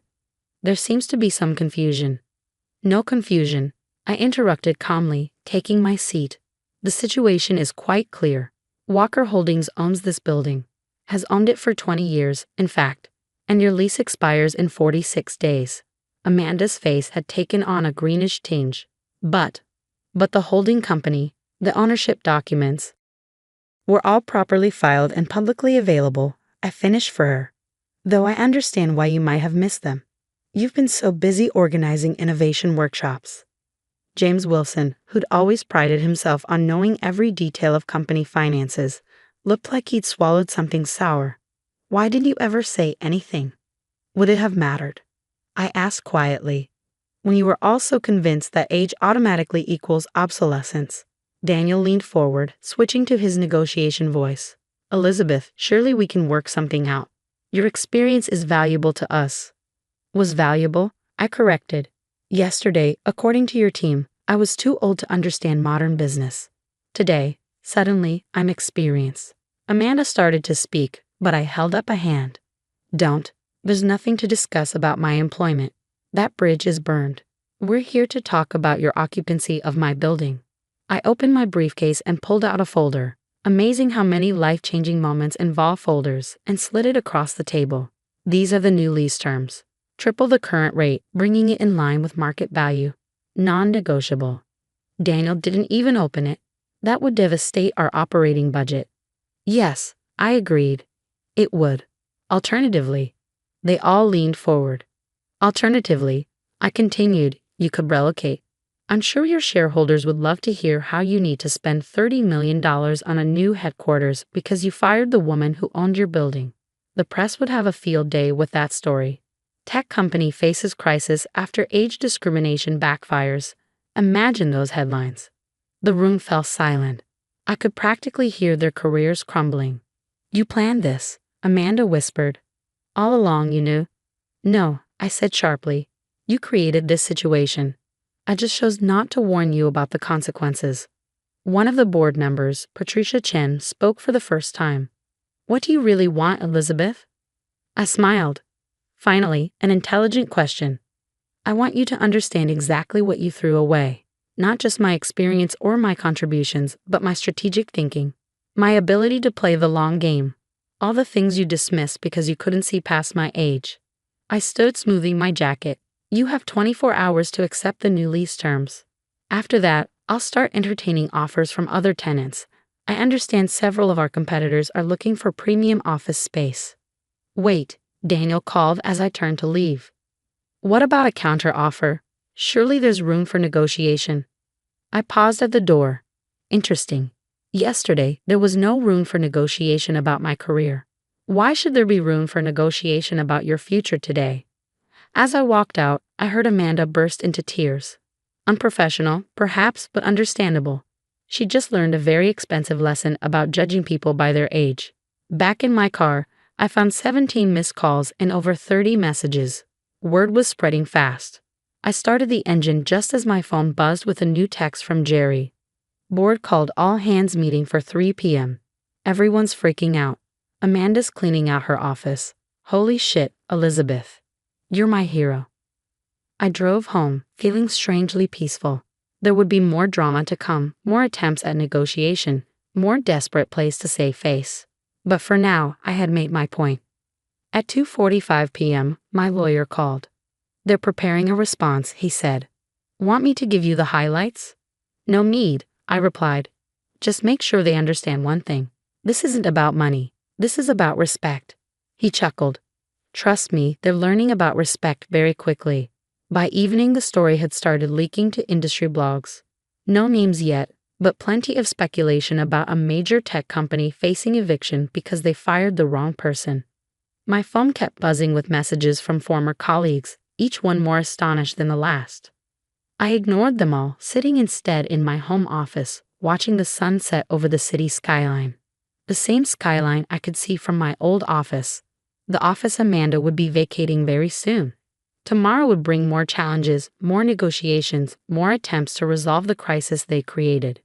But tonight, I savored the quiet satisfaction of knowing that somewhere in Meridian's headquarters, a group of executives was learning that innovation isn't about age. It's about wisdom, and wisdom, as they were discovering, sometimes comes with very expensive lessons. The media storm hit faster than anyone expected. By sunrise the next day, the story had exploded across tech news sites. Silicon Valley ageism backfires. Company faces eviction after firing building owner. I sipped my morning coffee, scanning the headlines on my tablet. TechCrunch, Business Insider, Forbes, they all carried variations of the story. Most focused on the delicious irony. A tech company's attempt to modernize by pushing out experienced workers had backfired spectacularly. My phone buzzed. A message from Patricia Chin, the board member who'd asked the intelligent question yesterday. Elizabeth, the board is meeting right now. We need you here. Not as a supplicant, as a consultant. You've made your point. Now help us fix this mess. I considered ignoring it, but Patricia had always been different from the others. More thoughtful, less caught up in the youth worship culture that had infected the industry. 1 hour, I texted back, and I choose who attends. Her response was immediate. Agreed. I dressed carefully again, this time in deep navy, the color of authority, not aggression.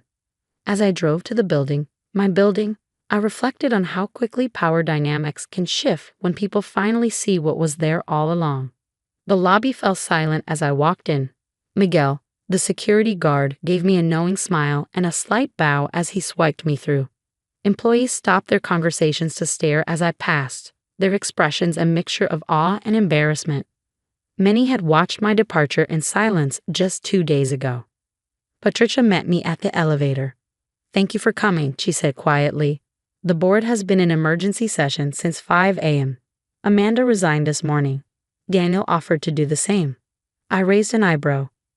And? We haven't accepted his resignation. Yet. We wanted to hear your thoughts first.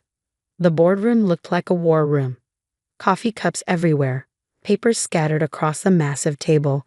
Tired executives slumped in leather chairs. Daniel sat at the far end, his usual immaculate appearance notably disheveled. I took my seat at the head of the table, the position I'd earned but never been offered before. Let's be clear, I began, my voice carrying in the tense silence. This isn't just about a building or a lease. This is about a systemic problem in tech, one that you've now become the poster child for. James Wilson, the CFO, winced. The press is brutal. Our stock dropped 12% at opening. Because investors realize you're being run by people who make monumentally bad decisions, I said calmly, firing someone without even checking if they might be your landlord. That's just the visible symptom of a deeper disease. How do we fix it? Patricia asked. I pulled out my own folder. I come prepared, of course. First, Amanda's entire modernization program needs to be scrapped. Age discrimination dressed up as innovation isn't just illegal, it's stupid. You've been pushing out decades of experience because you're obsessed with youth. Heads nodded around the table. Amazing how quickly people could see reason when their jobs were on the line. Second, you need a complete overhaul of your hiring and retention policies. I want to see explicit protections against age discrimination, mandatory diverse interview panels, and mentorship programs that value experience. Done, Patricia said immediately. Third, I continued, you need new leadership, not just a CEO change, but a fundamental shift in how you view leadership itself. Daniel spoke for the first time. I assume you have suggestions. I do. I opened my folder. I identified 3 potential CEO candidates, all over 50, all with proven track records of actual innovation, not just buzzwords and flashy presentations. Their resumes are in here. I slid the folder to Patricia. The board can review them at their leisure, but understand this, my new lease terms will depend entirely on seeing real change, not just cosmetic fixes. And what are your terms? James asked nervously. I smiled. That depends on what you do next. Right now, you have 2 options. Option 1. Accept my original triple-rate lease, keep your current leadership structure, and watch your stock price continue to plummet as this story plays out in the press. They waited tensely for option 2. Option 2. Implement every change I've outlined, bring in new leadership that understands the value of experience, and I'll offer you a fair market rate lease with very favorable terms. Plus, I'll help you repair your public image by sharing how you're leading the charge against ageism in tech. The relief in the room was palpable. But, I added, I want one more thing. Name it, Patricia said. I want a seat on the board. Not as a favor, but as a recognition that the experience you tried to discard is exactly what you need to survive.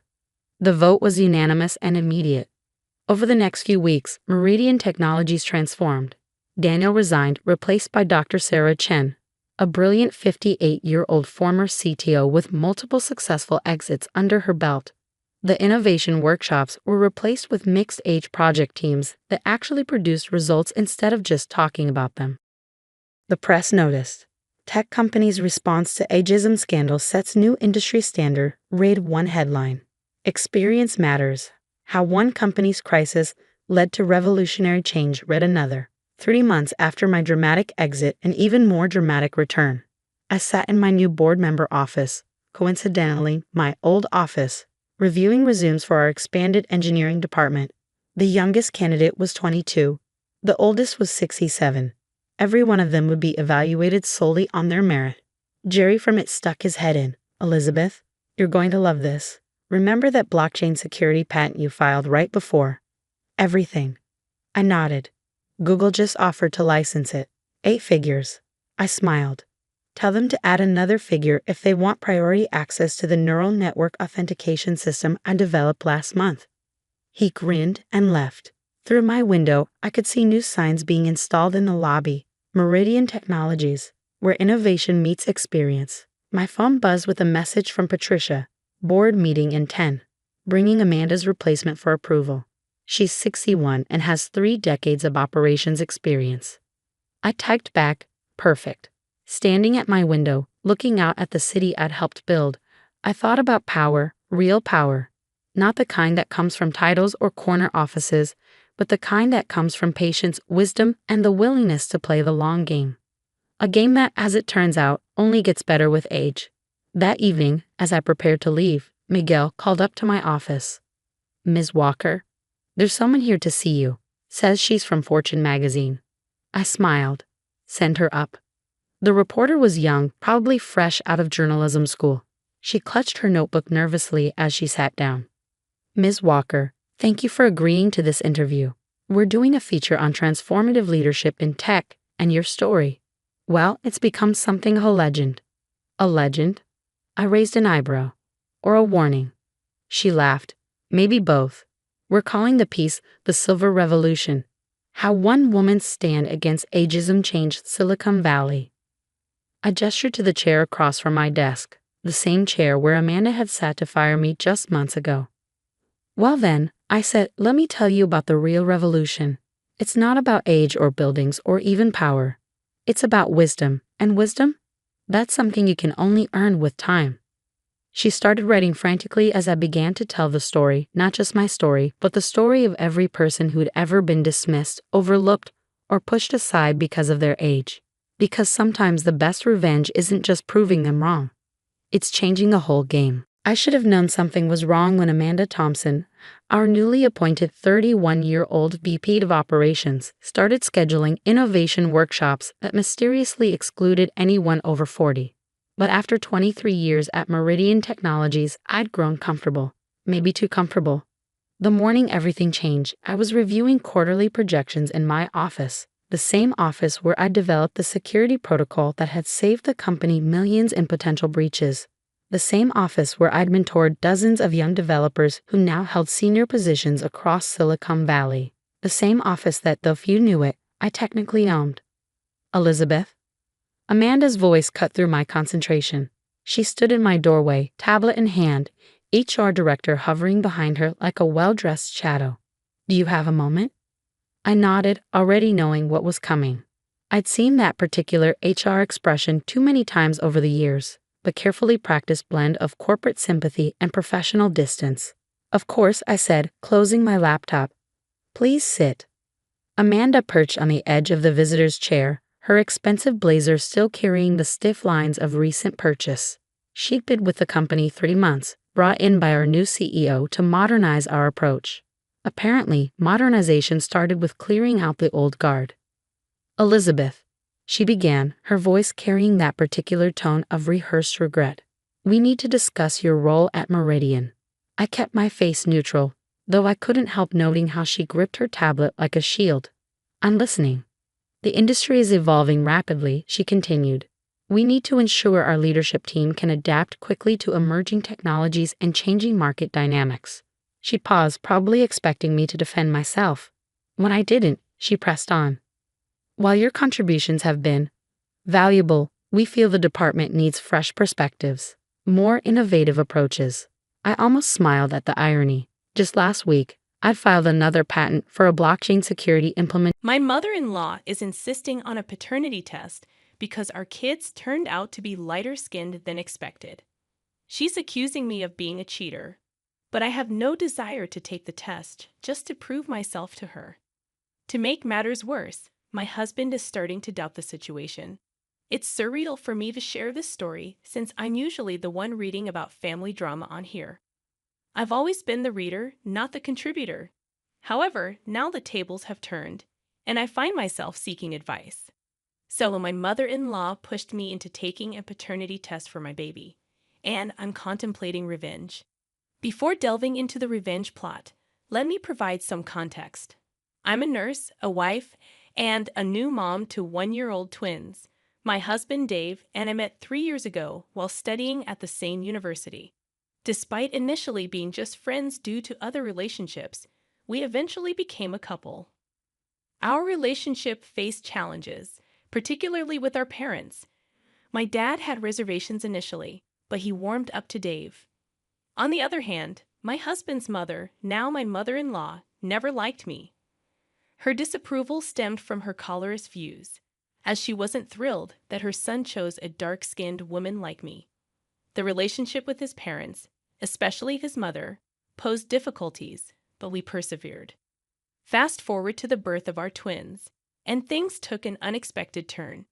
Despite both of us being dark-skinned, the twins emerged with light brown skin, hazel eyes, and a different hair texture. This raised eyebrows and led to doubts about their parentage. Even though I had a normal and comfortable pregnancy, the unusual appearance of our twins sparked suspicion. I assured people that their features would likely settle into a more familiar look over time, given some family mixing on my side. However, as months passed, their hazel eyes persisted, and their light skin showed no signs of darkening. Now I'm grappling with the demand for a paternity test and contemplating how to deal with my mother-in-law's accusations. So, the snarky comments escalated after the first time I heard a blatant accusation. It happened during the twins' 6-month get-together, a family gathering we organized. One of the aunts remarked on how the babies hadn't darkened and now looked more like a milk chocolate mix than a dark chocolate mix, making a clear accusation of infidelity.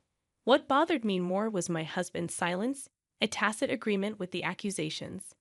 The accusations continued throughout the function, with family members making similar comments. By the end of the night, I was exhausted and frustrated. My husband chose to leave me to manage the twins as he went off to play games with his cousins. When the babies wouldn't stop crying and I asked for help, my mother-in-law suggested I call my actual baby daddies and stop embarrassing her son. That was the breaking point. A heated argument ensued, and I ended up staying at a friend's that night. The arguments persisted, and whenever I was around the family, my mother-in-law made sure her suspicions were heard loud and clear, regardless of the audience. This went on for a month before she began pressuring me to get a paternity test, which I adamantly refused. I thought she'd eventually drop the issue, but it only intensified. Frustrated, I confronted my husband, hoping he would deal with his mother. To my dismay, he sided with her, insisting I take the paternity test. When I refused, he threatened divorce and kicked me out. It was a devastating blow, equivalent to him accusing me of infidelity.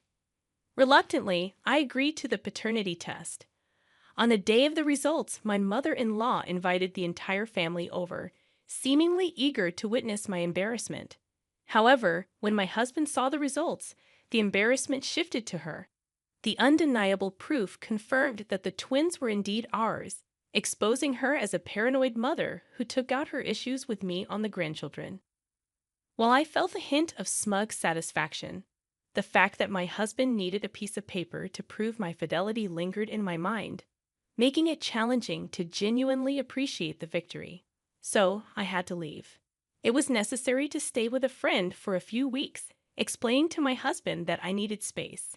He clearly wasn't thrilled about it, realizing the gravity of his actions. However, I made it clear that it was either that or divorce.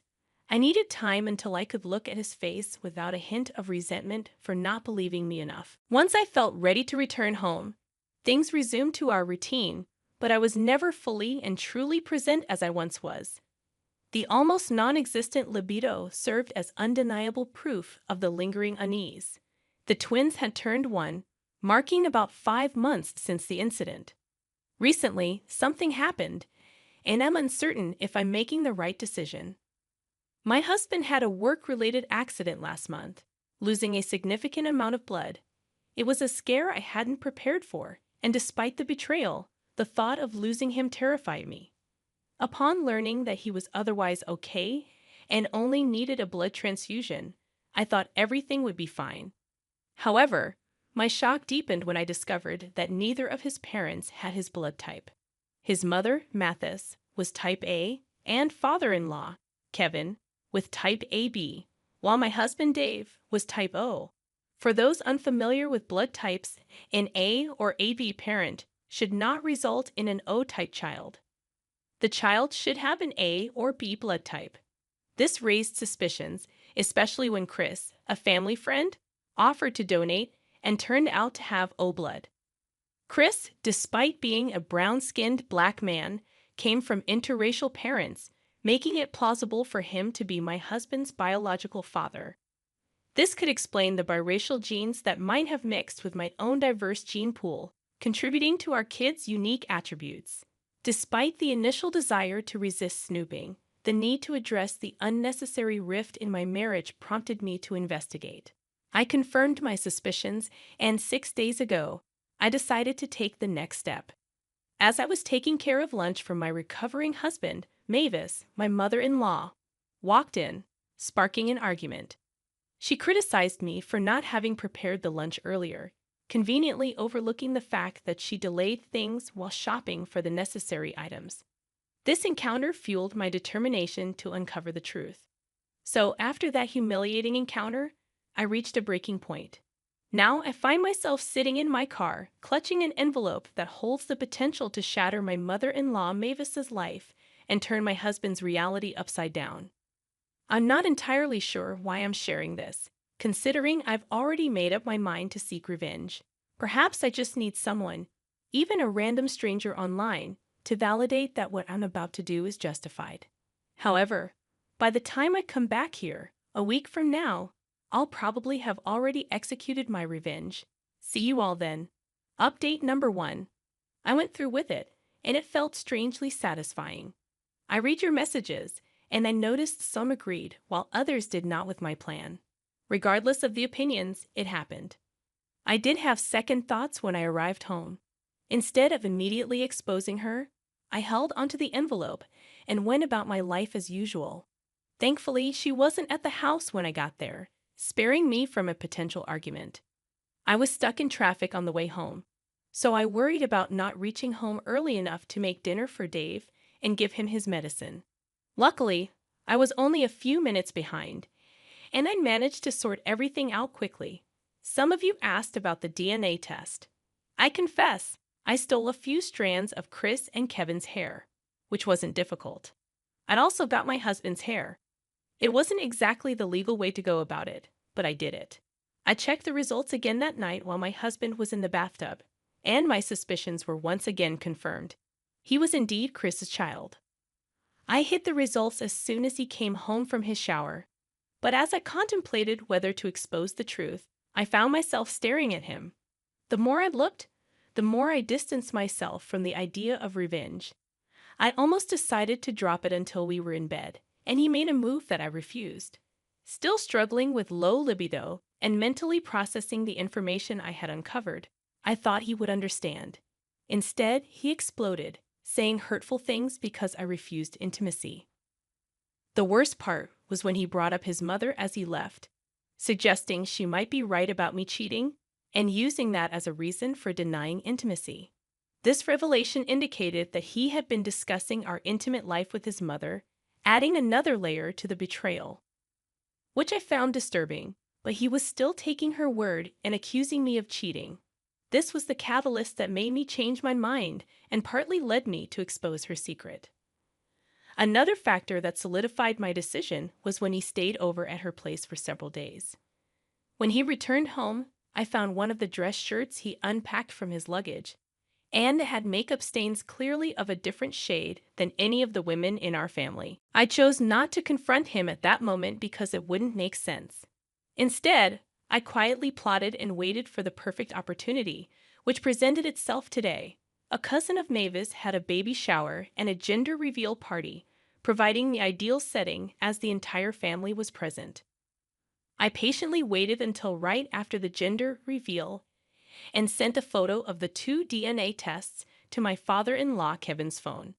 It didn't take him long to explode, storming through the back doors likely from the kitchen, and then confronting Mavis by throwing the phone in her face, demanding an explanation. The entire party turned their attention to the commotion, with some men moving towards Kevin, concerned that he might resort to violence. Although I was sure he wouldn't hit her, I stepped back and watched everything unfold. Mavis's initial confusion quickly faded as she saw the contents of the phone. Normally adept at lying and acting, her face betrayed the truth. Kevin didn't need words to know that whatever the picture showed was not a lie. He erupted into shouts and curses. It didn't take long for the entire party to learn that she was an absolute cheater. Chris tried to calm the situation, but Kevin, fueled by anger, directed his violence towards him first. The scene was chaotic, and I maintained an appropriately shocked expression to avoid suspicion, even though I had the urge to burst into laughter. My husband also jumped into the fray, resulting in him getting hit in the face and reopening his injury. While I should have felt sorry, given what he had done and said, I couldn't help but feel that he deserved it. After dedicating years to him, He chose to listen to his mother and accused me of the worst possible thing: the discovery of the makeup stain, clearly not matching any family members, made it evident that he was also cheating. I wouldn't be surprised if he took advice from Mama Dearest and did just that. She had always made it clear that he should have chosen a white woman, claiming his life would have been easier. Anyway, nobody wanted to involve the police because all those involved were black, specifically black men. The family had to physically intervene to separate the group. However, with Chris's ego bruised from getting beaten up and a bit intoxicated, he resorted to verbal violence and blurted out the entire twisted history of how it all went down. Here's the breakdown. Kevin grew up wealthy, while Chris grew up financially strained. They met in high school, and despite Chris' initial jealousy, he recognized that Kevin held the key to numerous opportunities. They became close, sharing similar tastes in women. Enter Mavis, who, of course, went for the one with more financial stability, Kevin. They dated, but all the while, Mavis secretly desired Chris, as she sought the mixed-race aspect.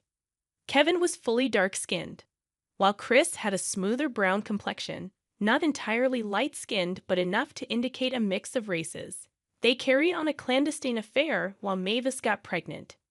They schemed that if the baby looked enough like Kevin, they could claim him as the father and enjoy the benefits of Kevin's opportunities. If not, they would have to say goodbye to those advantages and try to make it work. Luck seemed to be on their side, as the baby looked just like Kevin, securing their access to opportunities. Kevin, unknowingly, married Mavis and helped his best friend Chris build his own business, achieving their respective desires. While I felt sympathy for Kevin during this revelation, it wasn't expressed elegantly, but I've put it into words for you. Kevin nearly lost control after learning the truth, but his family intervened, carrying him away to prevent further damage. Mavis, in the meantime, was visibly distraught, knowing that Chris was already married with a family of his own. After these revelations, we headed back home. I had to drive and put the babies in their car seats, since my husband was a mess throughout the journey. I didn't bother trying to talk to him when we got home. Eventually, as the evening wore on, he dressed and left home without uttering a word to me. Here I am now in bed, typing this and watching to see how everything unfolds. If there are any significant changes, I'll update you all. Updates. So Kevin is filing for divorce and initially considered pursuing a lawsuit for paternity fraud against Mavis. However, he decided against it and proposed a different deal. In this new arrangement, Mavis would sign away any rights to half of Kevin's assets, and, in return, Kevin would forgo pursuing a legal case against her. Mathis, however, has been making it difficult for Mavis to agree to this deal. If she signs, she would be giving up a substantial amount, including a luxurious lifestyle and a sizable house. With only a few thousand in her savings, signing away her rights would leave her unable to maintain her current lifestyle. The situation is complicated by the fact that she can't rely on Chris, who is dealing with issues in his own marriage as their secrets unravel. It was discovered that Chris and Mavis were still involved even after she got married, coinciding with the time Chris met his current wife. As for my husband's reaction to all this, he's been heavily drinking and ignoring me when I try to talk to him. I wonder if he suspects I played a role in this, but at the same time, I don't care much. He has come home with similar makeup stains from the last time, and I'm just observing how things unfold. If his work is significantly affected, I might step in, as I don't want my children to grow up without their dad or with an alcoholic father. I'll update you all whenever the next event unfolds. Some of you seem quite invested, making the situation more amusing. See you until next time. Update number 3, final update. A lot has happened since the previous update. In the battle between Kevin and Mavis over her signing away her rights to half his assets or facing a paternity fraud lawsuit, Kevin emerged victorious. It was discovered that Mavis couldn't afford strong enough lawyers for the case, and the one she consulted flat out told her she had no chance of winning. Eventually, she signed away everything. The eviction that followed was swift and ruthless. Kevin gave her minimal time, and as soon as it was up, he had people ensuring she left. My husband, easily convinced to let her live with us, worsened our already failing marriage. His mother's behavior escalated from bad to tyrannical, and I felt like a prisoner in my own home. Over the last few weeks, I've stayed at friends, hotels, and motels on many nights with the twins. When things got worse, Dave was no help. He seems only to care about drinking, leaving early for work, and returning late, likely cheating. He's also started neglecting not only me but also the kids. I attempted to address the issue with him multiple times, even leading to arguments. In the midst of one argument, he said hurtful things, including calling me an annoying chick and expressing regret for not listening to his mother's advice to find a white woman. After that, I concluded that divorce was the best option, and I started preparing for it. However, I found myself weighing various options, considering the need to find temporary accommodation, cover babysitting expenses, and handle legal costs. A few weeks later, I had another argument with Dave, and during my absence, my mother-in-law discovered the hidden DNA test results. When I returned home, a heated argument ensued, revealing that Dave had been part of the plan to maintain the facade for financial gain. Their scheme involved inheriting Kevin's construction company, a $1 million business. My attempt to defend myself led to physical violence, and the police were swiftly involved. Dave spent the night in jail, and Mathis had to arrange his bail. Kevin, learning about the situation, reached out to help me with the case against Dave. He not only assisted me but also supported me in obtaining child support and securing the house where Mavis had been living. Mavis, attempting to threaten me, faced charges of assault. With evidence of Dave's violent behavior and increased alcohol consumption, I gained control of the custodial arrangements for the children. In the aftermath, I decided to sell the house and purchase an apartment in a secure location. This move was to safeguard against any potential threats from Dave or Mavis. Despite their chaotic lives, I wanted to ensure the well-being of my children. I appreciate those who followed this roller coaster journey, and I invite you to share your thoughts or similar experiences in the comments. If you're new to the channel, I'm Mr. Reddito, and I share stories daily. Feel free to subscribe and like the video. See you in the next one. I found myself unemployed, prompting me to turn to my stepmother for assistance. To my dismay, she responded with laughter, dismissing me as useless. However, she seemed to have overlooked a crucial detail. I held the reins in this dynamic. Despite my initial reluctance to share this story, the twists of life led me to this throwaway account where I could vent my frustrations, anger, and disappointment.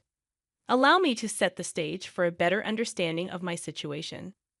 I had a thriving career at a major magazine company, affording me a comfortable lifestyle that I had always aspired to. My father, a dedicated worker, instilled the value of hard work in me. Unfortunately, unforeseen circumstances led to his job loss, leaving us grappling with financial uncertainty. Enter my stepmother, with whom I maintained an on and off relationship. One might assume that, given my father's unemployment, she would step up. However, that assumption proved incorrect. Accustomed to a life of homemaking, she had been granted this luxury by my father, who believed his income sufficed. The blame lay with him for fostering this mindset. In an effort to support them, I took on the financial burden, covering their rent, groceries, and other essentials. I even secured a personal assistant position for my stepmother at my workplace, hoping to ease the strain. As she settled into her new role, life took an unexpected turn, prompting me to share my story here. Fast forward to a day at the office, engrossed in writing an article, when my stepmother, wearing an uncharacteristic smile, entered. Despite her infrequent displays of joy, she proposed a lunch outing, citing our lack of shared meals since her employment. While perplexed, I agreed, only to have my colleague Jane express concern about the unusual invitation. As we sat down at a nearby restaurant, engaging in small talk, my stepmother's motive came to light. She thanked me genuinely for securing her job, a gesture I had never anticipated from her. The unexpected turn continued as she expressed a desire to improve our relationship, acknowledging her past behavior and lack of maternal instinct. She attributed this to a traumatic childhood, a revelation that softened my perception of her. We concluded lunch with a mutual commitment to working on our relationship, a revelation that warmed my heart. Despite the rocky history, the prospect of a closer bond with my stepmother became a source of happiness. Returning to the office, I chose not to disclose this development to Jane, knowing her skepticism could overshadow the potential for positive change. Everyone, including my stepmother, deserved a fair chance at redemption and connection. Update number 1. My life currently resembles a roller coaster, with everything seemingly falling apart. I question whether I can even fix the chaos unfolding. It's been a few weeks since the lunch date with my stepmother, and things have been progressing positively between us. We agreed to take things slow and not rush into anything. However, as I sit in my office engrossed in proofreading one of my articles, an unexpected storm hits. My usually cheerful supervisor walks in looking agitated, a stark departure from his typical jolly demeanor. Sensing something is amiss, I inquire about his mood. He responds with a raised eyebrow and a heavy sigh. As he sits across from me, the tension in the room intensifies. He gazes at me, disappointment etched on his face, and proceeds to express his profound disappointment. Confused and trying to grasp the situation, I'm handed a stack of documents. Scanning through them, I discovered there was a crucial meeting last weekend, mandatory for all journalists at the company. Strangely, I never received any communication about this meeting. My supervisor chastises me for missing such a vital event, deeming it unprofessional and indicative of my complacency. Despite my protestations and assurance that I was unaware of the meeting, he accuses me of not taking my job seriously. The bombshell drops when he declares that I'm no longer employed, citing my recent promotion as a mistake. Shocked and fighting back tears, I defend myself, emphasizing my dedication over the past 5 years. It's a stark contrast to the impeccable record I've maintained. Nevertheless, he remains resolute, demanding my departure within the next 10 minutes, threatening to involve security if I resist. Update number 2. As I hastily pack my belongings, emotions run high. The unfairness of losing my job without a chance to explain or defend myself weighs heavily. In my car, the tears finally flow as I grapple with the reality of unemployment. The impact on my ability to support my father and the dashed dreams of a luxury car from my savings further compound the despair. Update number 3. Reflecting on this harsh lesson, I realize I placed unwarranted trust in people. The disappointment of betrayal stings, especially as my stepmother remains conspicuously absent during this challenging time. A week post-termination, only Jane has reached out to check on me, highlighting the true colors of those I once considered close. The realization that my stepmother hasn't bothered to inquire about my well-being, despite knowing about my job loss, adds another layer of disappointment. I muster the courage to visit her and my father, only to be met with an indifferent attitude, leaving me questioning the sincerity of her earlier expressions of wanting to work on our relationship. Since my termination, my stepmother greets me with a slight smile and shakes her head. Expressing my need for her support and recalling our agreement to work on our relationship, she bursts into laughter. Amidst her laughter, she dismisses me as a joke and claims it's my fault for getting fired. Shocked, I confront her, but she continues, labeling me an entitled, spoiled brat who should have taken my job more seriously. Baffled by this sudden change in demeanor, I resist stooping to her level.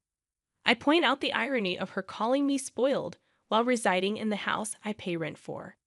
Mentioning the rent matter visibly shakes her, but I decide not to engage further, declaring that I won't bother her again. Days pass, and I focus on job hunting, still reeling from the betrayal. A knock at the door interrupts my search, and it's Jane with disturbing news. Relieved that my relationship with my stepmother is non-existent, she reveals that my stepmother orchestrated my firing. Apparently, she deliberately withheld details about a crucial meeting organized by her boss, leading to my dismissal. Jane's revelation extends further. She caught my stepmother and my former supervisor making out in the office a few days ago. The shock hits me as I grapple with the realization that not only did she get me fired, but she's also cheating on my father with my ex-supervisor. Update number 3. Armed with this information, 2 weeks pass as Jane and I gather evidence to prove my unfair dismissal and expose the affair. In the past week, Jane has been instrumental in helping me schedule a meeting with the CEO, human resources manager, my stepmother's boss, and my former supervisor. As we gather in the boardroom, tension fills the air. Upon my supervisor's inquiry about the presence of others, I assure him that everything will be revealed soon. As my stepmother walks in, my supervisor's expression changes noticeably. I begin to explain the purpose of the meeting, to prove my innocence and expose the unfair circumstances surrounding my dismissal.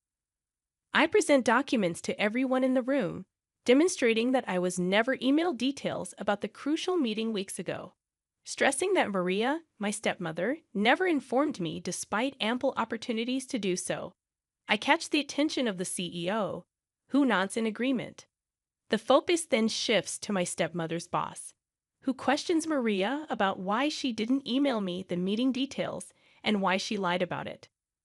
Maria stammers and freezes, unable to provide a satisfactory answer. Her boss presses her further, asking why she lied when confronted about the email. My former supervisor attempts to explain but fails to garner belief.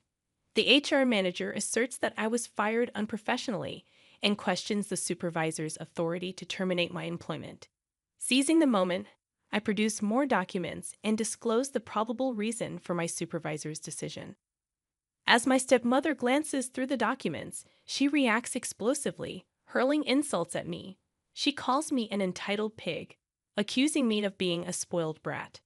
Her outburst intensifies as she wishes my father could witness what she perceives as my evil nature. In a shocking turn, she attempts to physically harm me, but my attorney intervenes, preventing the assault. Security is summoned, and my stepmother is escorted out of the building, promptly fired. The CEO declares that my stepmother will no longer work for the company. The revelation on the documents exposes her deceitful actions, leading to her immediate termination. The documents, acquired through a breach of privacy, on her public office computer, reveal social media conversations between her and my supervisor, further substantiating their collusion. The CEO expresses disgust at her behavior, emphasizing that she crossed professional and ethical boundaries. Update number 4. A month has passed since the exposure of my stepmother and supervisor's wrongdoings. Both were fired immediately, a consequence they deserved. However, my relationship with my father suffered a severe blow when he defended my stepmother's actions and blamed me for the turmoil. He justified her cheating, claiming neglect on his part. I'm Lisa, and stepping into that party was the last place I thought my world would turn. There I stood beside Rachel, anticipating some laughter and free drinks. It all changed with a glance from James, his easy smile and hands casually tucked into his jeans. "Who's that?" I nudged Rachel, eyeing him. "That's James," she half shouted over the music. "Went to college with him. Real chill guy. You want to meet him?" "Sure," I shrugged. New faces meant new stories, but I wasn't prepared for the instant connection. James had a way of talking as if I were the only person in the room, and those green eyes didn't hurt either. "So, you like the Rolling Stones?" He caught me eyeing his t-shirt. Vintage band tees were everywhere, but I meant it when I said only someone who really digs good music would wear Mick Jagger on their chest. He laughed. "Are you calling me out or complimenting me?" "Guess you'll never know," I teased back. By the end of the night, we were inseparable, discussing everything from our love for old-school rock to names for our future pets. James got my number and didn't wait 3 days to call. The next morning, we were deep in the what of tomorrow, talking about rings and forever. But forever comes with its own baggage. Meeting the parents was on the horizon, and the icy reception at the dinner table was unexpected. Margaret, James's mom, broke the so-called ice with a sharp question about my job at the hospital. It wasn't polite interest, but a harder appraisal. "Yeah, the county hospital up north," I replied confidently. How much do they pay for that? Her eyes were sharp, her tone sharper. James shot me a look, but I decided to be upfront. Well, James does more than get by, she said, interrupting. So, about this marriage. It was a punch to the gut. I didn't care about money, but the financial discussion had begun. His dad chimed in, and the tone for our commitment was set, tough, not all sunshine and romance. But it was real, and real was something I could work with. Our wedding was simple, fitting in a matchbox. No fanfare, just him, me, and a couple of signatures. In the beginning, we were a team, tackling life from our small joint command center, his old house. We set up a system, half on everything, shared chores, and even cooking together. There was comfort in the routine, in knowing what to expect when we got home. But reality is a tough customer. 4 months down the line, the teamwork was taking hits. Excuses rolled in, bad days stringing together like a lousy pearl necklace. What was meant to be equal started to weigh heavy on my side.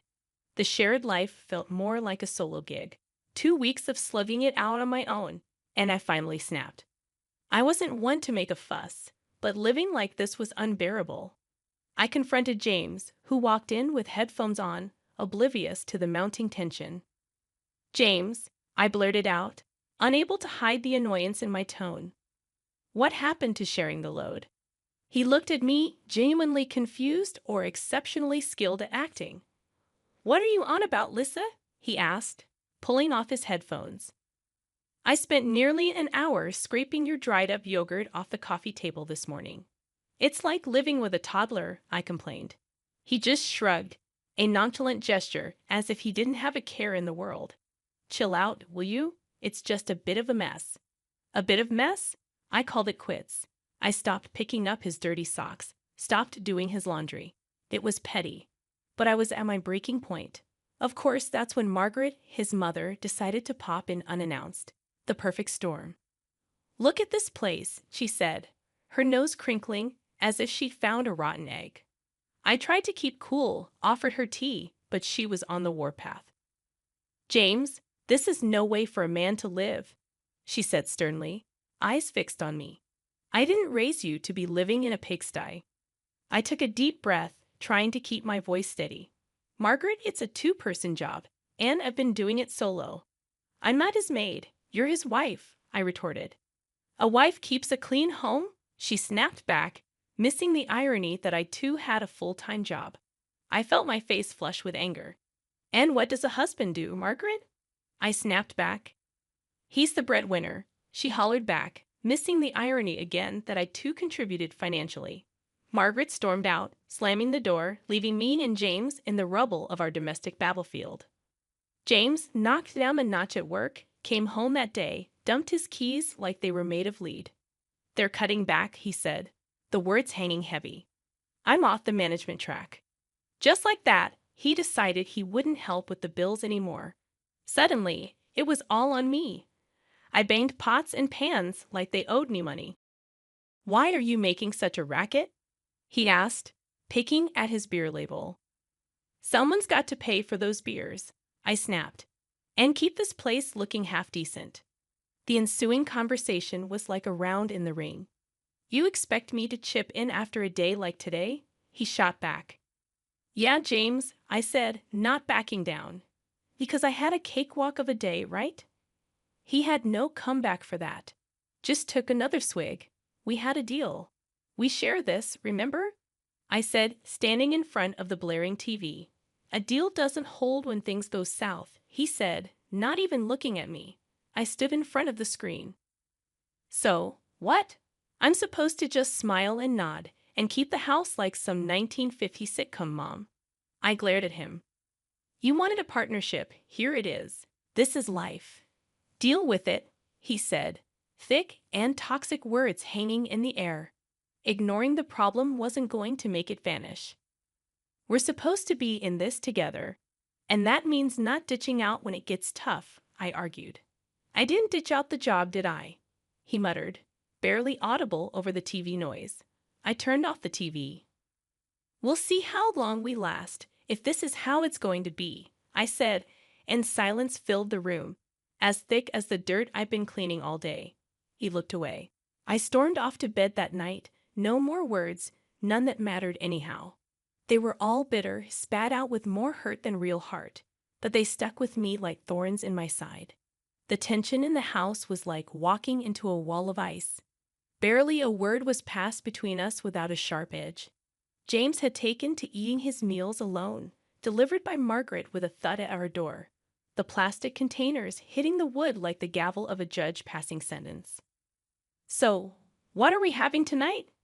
I asked poker-faced as James marched past me, Margaret's cooking in hand. "Does it matter?" He barely glanced my way. "It's not like you're eating." It was true. I didn't have the stomach for food, not for what was in those containers. It was more than lasagna or stew. It was a heavy dose of rejection served up by Margaret, seeping into every room of the house. Then Granny B called, cheerful and active. I could almost smell her lavender perfume through the phone. A visit from Granny could turn a place upside down. And that's what I sorely needed, a gust of fresh air. "I'm packing my bags, baby girl," she chuckled. But I heard the steel underneath, a resilience that had gotten her through tougher times than this. "I need to see your life." I broached the subject over dinner, a silent affair with the clinking of cutlery replacing conversation. "Granny B wants to visit," I said, dropping the bomb without preamble. James paused mid-bite, his eyes hardening. "Here, stay with us," I nodded, gripping my fork like a lifeline. He shook his head, speaking with his mouth full, forgetting manners existed. "No chance. Margaret wouldn't like it. Since when do we schedule our life around your mother?" The boldness of my words surprised even me. Margaret's voice sliced through from the doorway. "Since it's our house, girl. You just live here." The unfairness choked me like a noose. "Your son and I are supposed to be building a life together, Margaret." She snorted. "A life? You called us a life. Look at you two. I bring him food because someone needs to take care of my boy." James stood up, his chair scraping back like a scream. "And that's how it's going to be. No visits, no changes. It's settled." I looked between them, the mother and son, feeling the outsider tag slapping against my chest. "It's settled because you say so. What about what I want, what I need?" "You need to understand that things are the way they are." James shot back, red flushing his cheeks. "My house, my rules." The ache spread from my heart to my fingertips, but I squared my shoulders. "It's also my home, James, or at least it's supposed to be." He had no answer, just the hard line of his jaw, telling me the conversation was over. But nothing was settled. Granny B would come, somehow. I'd make sure of it. For the first time, I wanted the battleground. If they wouldn't budge, neither would I. There was fight in me yet, and the freeze in the house would need my fire to thaw it, whether they liked it or not. For the third month in a row, James did not contribute his share to our family budget. I was carrying everything, the house, the groceries, and even his damn beer. We had a fight, the last straw. James and I stood facing each other, our words sharp enough to slice through steel. The room felt smaller as the tension grew, air thick with resentment saved up from months of silent battles and unspoken words. "I don't want you as my wife," James said, his voice dripping with finality, signaling the end of everything. It didn't come out as a shout. That might have been better. A shout I could have responded to with fury. Instead, it was a low hiss, a deflating tire's last breath, leaving behind silence that echoed louder than any scream. "I don't want to be where I'm not wanted," I countered with as much steadiness as I could muster, despite the tremor within. He didn't stop me as I started to pack my bags. Each piece of clothing folded felt like a piece of the life we'd built being tucked away, rendered insignificant. I headed to the door, my suitcase a loyal companion trailing behind me. James was still standing in the center of the chaos, the eye of the storm that had hit us over and over until we'd broken into scattered pieces beyond collection. He didn't move, didn't try to stop me. The door closed with a click, much too gentle for the ending it represented. Outside, Granny B was in her old dependable car that smelled of leather and peppermint. Leaning over to open the passenger door, I heaved my suitcase into the back and slid in beside her without a word. "All set, dear?" Granny asked, her eyes soft but her voice strong, a rock in a swirling sea. "Yeah, I'm set," I mumbled, buckling the seatbelt over the hollow feeling in my chest. Granny B didn't start the car right away. "Heck of a fool," she said flatly, adding an expletive that would have made a sailor blush. I choked out a strange chuckle. "Well, it's true." She finally turned the key in the ignition, the engine rumbling to life reassuringly. "You're worth 10 of him, 15 even." She backed out, and we started towards the new apartment. I didn't reply. Instead, I leaned my head against the cool glass of the window, watching the landscape blur the same way my thoughts were a jumble of memories and pain. Granny B didn't push with questions or platitudes. She just drove, every now and then muttering something under her breath that sounded suspiciously like curses aimed at James. The cozy rented apartment was in a normal neighborhood, a place where you could blend in and lick your wounds in peace. As Granny hauled my bag out of the car with surprising strength, I unlocked the door to the unknown. "Well," Granny said, clapping her hands together, "time to rebuild, kiddo. You've got a life to claim, and that sorry excuse for a man to forget." I nodded, feeling the very first flutter of something like hope in my chest. Breaking points, I realized, weren't just about endings. They were about beginnings too. Messy, painful, but real. First starts didn't erase the past, but they gave you a canvas to create something new, and maybe, just maybe, that was exactly what I needed. Granny B was sitting on my threadbare couch, her hands clasped over her knee, bouncing with what seemed like contained energy. Who knew that beneath that floral dress and the wrinkles was a woman with the heart of a Wall Street hustler? "So, you're telling me all the dough I sent you for your meds and stuff, you've been playing the market with it?" I stared at her in disbelief. Granny B chuckled and winked.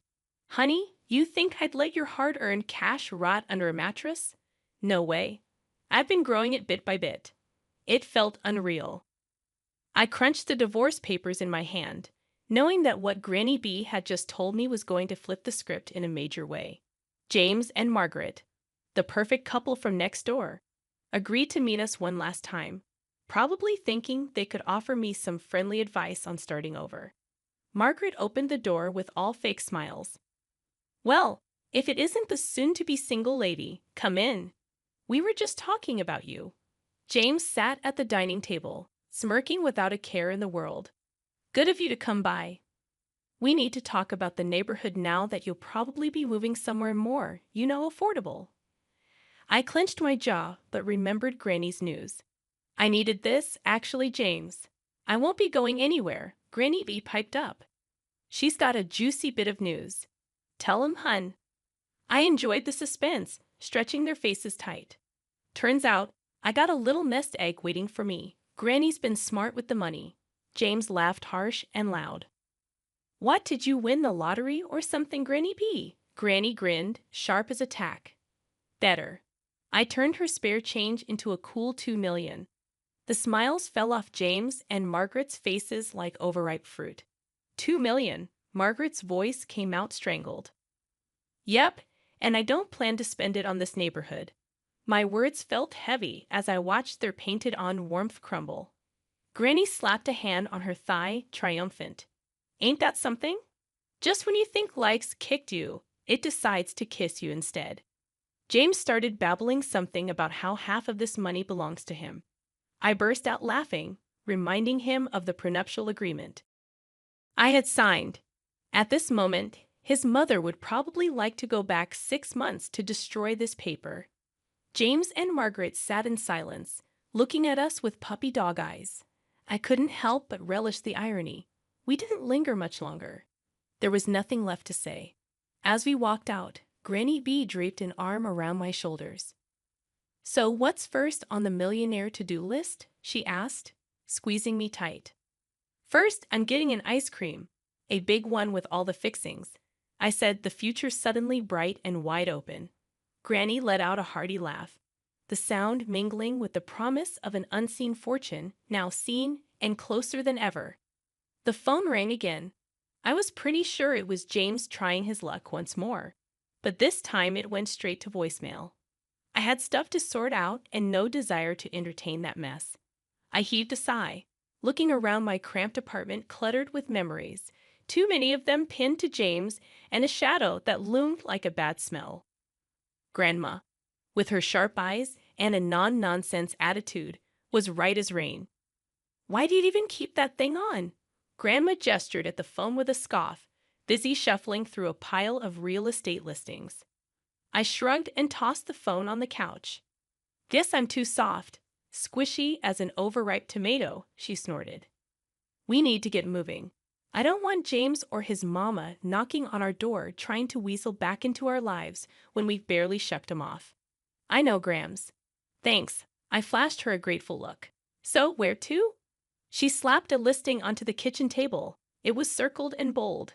"Here, 2 bedrooms, cleaner air, away from unwanted pests." I skimmed the details. "Looks decent, Grams. Any pizza joints nearby?" The next day dawned fresh. We were off, the apartment ad in hand, and a skipping grandma step. The listing agent met us at the property, all smiles and slicked back hair reeking of too much aftershave. "Welcome, ladies." He extended his hand right at Grandma. She eyed it like it was a dead fish, but shook it all the same. Cut to the chase, hot shot. "We're not here for pleasantries." I bit back a laugh as the agent's smile twitched. Of course, of course." He quickly unlocked the door. "This way, please." The place was a gem compared to where we were. Good light, clean floors, and the air didn't hold any of James's cologne. Grandma handled it like she was born in a market stall. The price dropped. Terms changed. By the time we walked out, the agent looked 2 inches shorter. The move went smooth. Neighbors were quick to say hi, a couple of them inviting us over for beers and a barbecue. They asked about my story, but I kept it simple. I was done letting my past hitch a ride. The new place shaped up nice. I continued to work as a nurse, and Grandma found her corner for knitting and gossiping with Mrs. Ham from next door, who had more sass packed in her tiny frame than anyone I'd ever met. One evening, I grabbed a pizza from the new joint, of course, and headed home. As I flipped open the box, the steam carried that cheesy aroma up, and I couldn't help but smile. So we settled in, me and Grandma, our little team. The taste of fresh starts and thick crust pizza in the air, laughter from the neighbor's yard spilling in through our open window, and a sense of peace finally making itself at home. James and his empty promises faded into the background noise, just like the buzz of the city we'd left behind. I was looking forward, and the view was pretty damn good. My son and I are embarking on a lavish new life abroad, thanks to his $3 million. After the divorce, you won't be able to make ends meet, my mother-in-law sneered. Her demand for our address, coupled with the bizarre suggestion of licking her shoes, left me bewildered. "What?" I exclaimed. "What are you talking about?" I demanded, utterly perplexed. I had no clue what my mother-in-law was talking about. I admitted to myself. There had been no indication that they were planning to go abroad, or that they had been saving up money. "That's because I said my son got $3 million. We're gonna live the high life overseas. Just the 2 of us," she boasted. The shock hit me like a freight train. Why would my husband leave the country? And where did $3 million come into play? "Why do you want to know so badly?" she taunted. "Well, if you really want to know, kneel down and beg, licking my shoes, and maybe I'll tell," she sneered, her tone cutting. "What's with that attitude?" I retorted, my frustration mounting. "Where is my husband?" I demanded, seeking answers. "Oh, it's very comfortable here. We're enjoying the high life with my son's $3 million, she declared with disdain. "So you're no longer needed," she dismissed me casually. I was stunned by my mother-in-law's callous words. What did it mean that my husband suddenly had $3 million and was living a luxurious life abroad? Moreover, her treatment of me as an outsider fueled my anger and anxiety, yet I knew I needed to assess the situation calmly. How did my husband come into such a substantial sum of money? And could that $3 million possibly be related to? Reflecting on my life, I recalled how I met my husband at work, drawn to his positivity and warmth, leading to our marriage. His parents had welcomed me warmly, and we later had a daughter who is now 14. Growing up in poverty with toxic parents, I was determined to cherish and love my daughter deeply despite facing hardships. However, when my husband was assigned to a project in Texas, he moved away, leaving me to manage work, household chores, and our daughter alone. Reluctantly, I agreed to live with my mother-in-law for support. "Mommy, when will Daddy come back?" my daughter often asked. "It seems he'll be in Texas for a while. But don't worry, Grandma's coming over," I reassured her. Little did I know that decision would become the greatest regret of my life. "You're working late again today, huh?" Women who neglect their families, my mother-in-law's biting remarks greeted me daily. "I have a job too, and I take care of our daughter." I defended myself, but she remained unsatisfied. "When I was young, the family was everything." The thought of working outside never crossed my mind, she'd reminisce. On the day my daughter achieved good grades at school, she claimed credit. "It's all thanks to me. What's the point of you? Maybe we don't need you around." Despite her minimal help with my daughter's homework, I had been the one primarily responsible for her education. Whenever I made a minor mistake in the kitchen, she would criticize me sharply. "How did you and my son even survive before with such poor cooking skills?" "I'm doing my best, and everyone has their own way of doing things," I would retort, my patience wearing thin. "She doesn't do her chores," she complained to my husband. "Mom, she's working too. Please try to understand," my husband would interject. However, as we continued to live together, the relationship between my mother-in-law and me became increasingly strained. With my husband miles away, I felt more isolated. One day, feeling overwhelmed, I decided to call my husband to discuss the situation. "Hello. You okay right now?" "Yeah, I'm good. What's up? It's kind of late." "Well, your mom gave me a piece of her mind about house chores, and it's really getting to me. I'm sorry. Mom's always been a bit sharp-tongued, but maybe she has a point. Still, don't let it get to you too much. Just keep doing things at your own pace." Feeling somewhat reassured by my husband's words, I dedicated myself once again to our daily routine. However, as the days passed, the pressure from my mother-in-law continued to build, and I became more worn out every day. I eagerly anticipated my husband's return. Living with my mother-in-law without my husband around proved challenging. Initially, I coped by holding on to the remnants of his presence. But as days turned into weeks, her behavior became even more unbearable, and I felt crushed under the weight. She nitpicked everything I did from dawn till dusk and criticized me constantly. When I made my husband's favorite rice dish, she coldly remarked, "This tastes terrible. Who'd eat this?"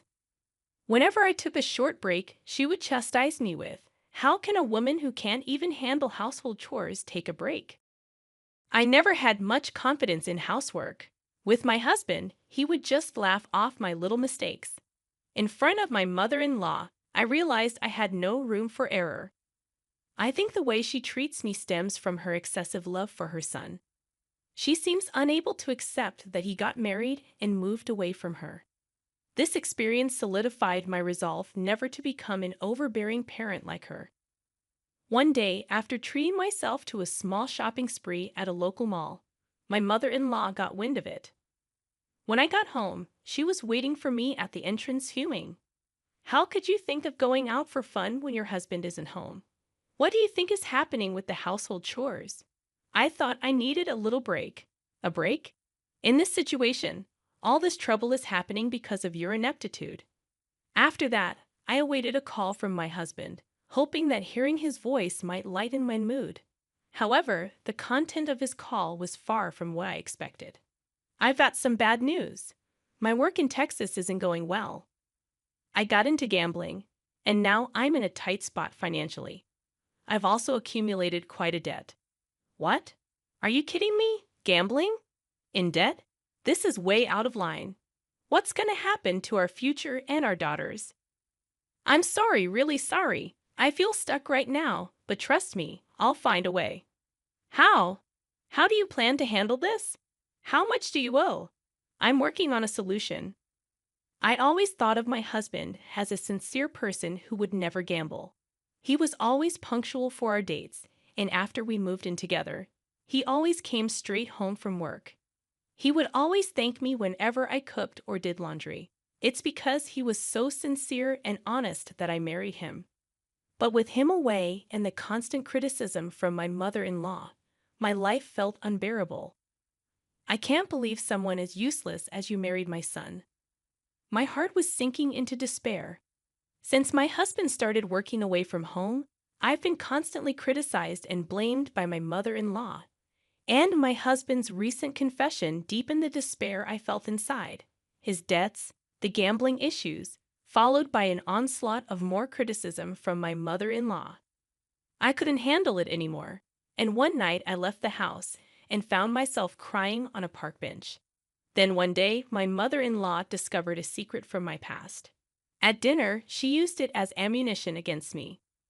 So, I heard you used to work in a nightclub, huh? Shame on you for raising my grandchild after working in such a place. How did you find out about that? I was telling an acquaintance about how useless my son's wife is and showed them a picture of you. They recognized you. Apparently, you weren't even good at that nightclub job. In my past, frustrated with a mother who never worked and always partied, I left my family home. Struggling for money, I found work at a nightclub. It was a time from before I married my husband, a secret I believed even he didn't know. I was at a loss for words. I had never imagined my mother-in-law would discover this about my past, and she continued to use the secret to berate me further. I can't believe someone like you is the mother of my grandchild. I'll tell my son and have you kicked out. The depth of my despair grew even deeper. My married life with my husband, all the efforts I've made, and the future I had envisioned felt as if everything was taken away with her words. The communication from my husband dwindled. I feared he had started to doubt and suspect me. One night alone in my room, I reflected on my life, meeting my husband, our marriage and our current circumstances, and the constant blame and accusations from my mother-in-law. I felt I couldn't go on like this. I can't take it anymore. Whispering these words, I stepped out into the silent nighttime streets. The hushed streets echoed the hopelessness enveloping me. My mother-in-law's harsh words reverberated in my mind, my past, my secrets, and my present, all targeted by her criticism and blame. On a park bench, under a starless sky, I sat contemplating the darkness within my heart. Suddenly, a familiar voice approached. "Mom, why are you here?" My daughter sat beside me, holding my hand. "Mom, don't let Grandma get to you. You work hard at an IT company, and you've been through so much. You're strong." "Thank you, but maybe Grandma has a point." "Mom, Grandma's just stuck in the past. In today's world, you should be proud of any job you've done. I'm proud you worked at a nightclub, really." "Yes, because it shows you've always tried your best for us, no matter the circumstances. Don't let Grandma's words control you." My daughter's words warmed my heart, and tears streamed down my face. "Mom, you're working hard in IT now, right? That's amazing. I'll always be on your side, no matter what Grandma says." Filled with gratitude for my daughter's support, I found hope that we could face challenges together. In my husband's study, I took a deep breath before diving into a mountain of paperwork.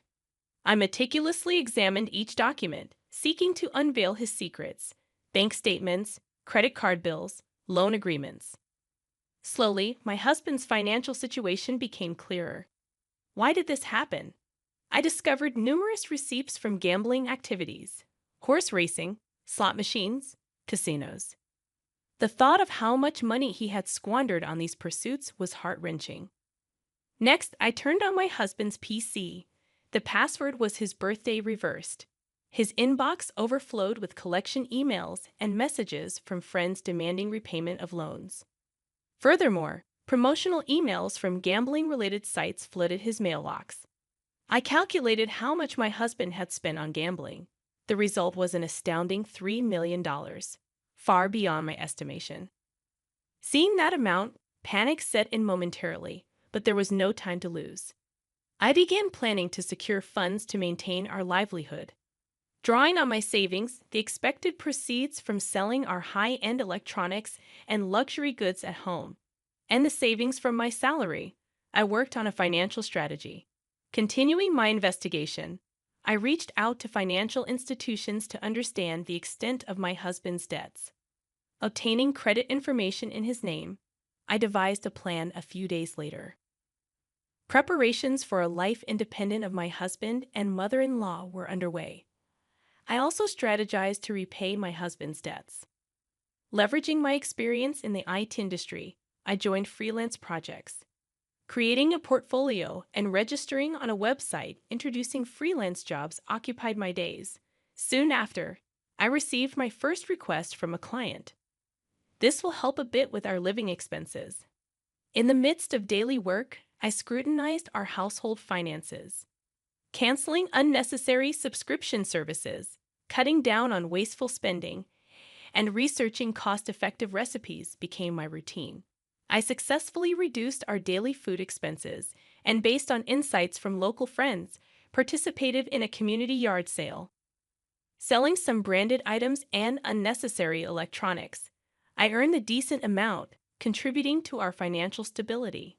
A few weeks later, my freelancing endeavors were thriving, and a sense of financial stability began to settle in my bank account, sufficient for our living expenses. Upon returning home, I discovered that all of my mother-in-law's belongings had vanished. Simultaneously, my phone rang, and it was her on the line. "Oh, are you already home? I noticed our stuff is gone. What are you trying to say?" "My son and I are starting a luxurious life abroad with his $3 million. After the divorce, you won't be able to make ends meet. If you want our address, get on your knees and lick my shoes." Suppressing a chuckle, I responded, "Actually, that $3 million is a debt." "Stop joking. There's no way my son has that kind of debt. You might not believe it, but it's true. In his study, there are transaction records from banks and financial institutions, credit card bills, contracts, and more. Plus, on his PC, there are collection emails from financial institutions, messages from friends demanding repayment, and promotional emails from gambling sites. If you don't believe me, why don't you check? I just sent you photos of the evidence. Maybe you should take a look." "You're lying. It's the result of him getting deeply into gambling, horse racing, slot machines, casinos. All in all, it amounts to a whopping $3 million. I just sent you photos of the evidence. Maybe you should take a look." I had no idea. He probably didn't want you to know, but it doesn't change the facts. In silence, my mother-in-law took a deep breath. I truly didn't know. I don't know what to say. Without another word, I hung up, resolving to begin anew. Shocked by the actions of my husband and mother-in-law, I focused on forging a future for my daughter and me. Later on, my husband called. "I'm so sorry, truly I am." His subdued voice did little to quell my anger. "Why did it come to this? Our family is falling apart because of you. I never thought it would come to this. But when I decided to go overseas with Mom, I couldn't see a future with you and our daughter." Flabbergasted by his words, I asked, "You couldn't see? It's because of your carelessness and lack of planning that our family is in this mess." "I know that, but it's too late now. I made a promise to Mom." "Promise? What promise?" "One to sacrifice our daughter's future and grab a paradise just for yourselves." His silence was met with his sobbing on the other end. Calmly, I hung up the phone. The reason my mother-in-law confused assets with debts was due to a bill of $3 million that suddenly arrived at our home. She mistook the $3 million bill for a lottery-winning notice. She began planning her dream relocation overseas and approached my husband about it, unaware of his mother's misunderstanding and thinking starting a new life overseas would allow him to escape the debt problem. He accepted her proposal, mistaking a bill for a lottery notice. After that, I kept my anger towards my husband and began looking for a lawyer. I was set on preparing for divorce, claiming compensation for emotional distress and child support. Now, a new life was about to start. A life for me and my daughter independent from my husband and mother-in-law. I consulted with a lawyer about the divorce, emotional distress compensation, and child support claims. During this period, my daughter and I spent a lot of quality time together, and she became my strongest supporter. She fully understood my decision and chose to stay with me. Hearing her words made all the hardships, disputes with my husband and mother-in-law worth it, and I couldn't help but shed tears. Meanwhile, my mother-in-law and husband were struggling with their life overseas. Despite starting a new life there, they apparently faced continuous problems due to a lack of preparation and financial issues. Furthermore, after being pickpocketed and losing their funds, they faced even more difficulties due to the language barrier. In the end, they were deported for overstaying their visas. Later, I negotiated with my husband through the lawyer. The divorce is finalized. We've agreed that he'll pay the emotional distress compensation and child support in one lump sum. Thank you. Now I can finally start a new life. But all at once, wouldn't it be better in installments? He has been took on even more debt, seemingly borrowing money from some shady loan shark. I don't know what happened to him after that, and honestly, I don't care. After being evicted from her rental property and getting pickpocketed, losing all her savings, my mother-in-law ended up homeless upon her return to the U.S. My daughter and I started our new life. Sure, it wasn't always easy, but freed from my husband and mother-in-law, we could look to the future positively.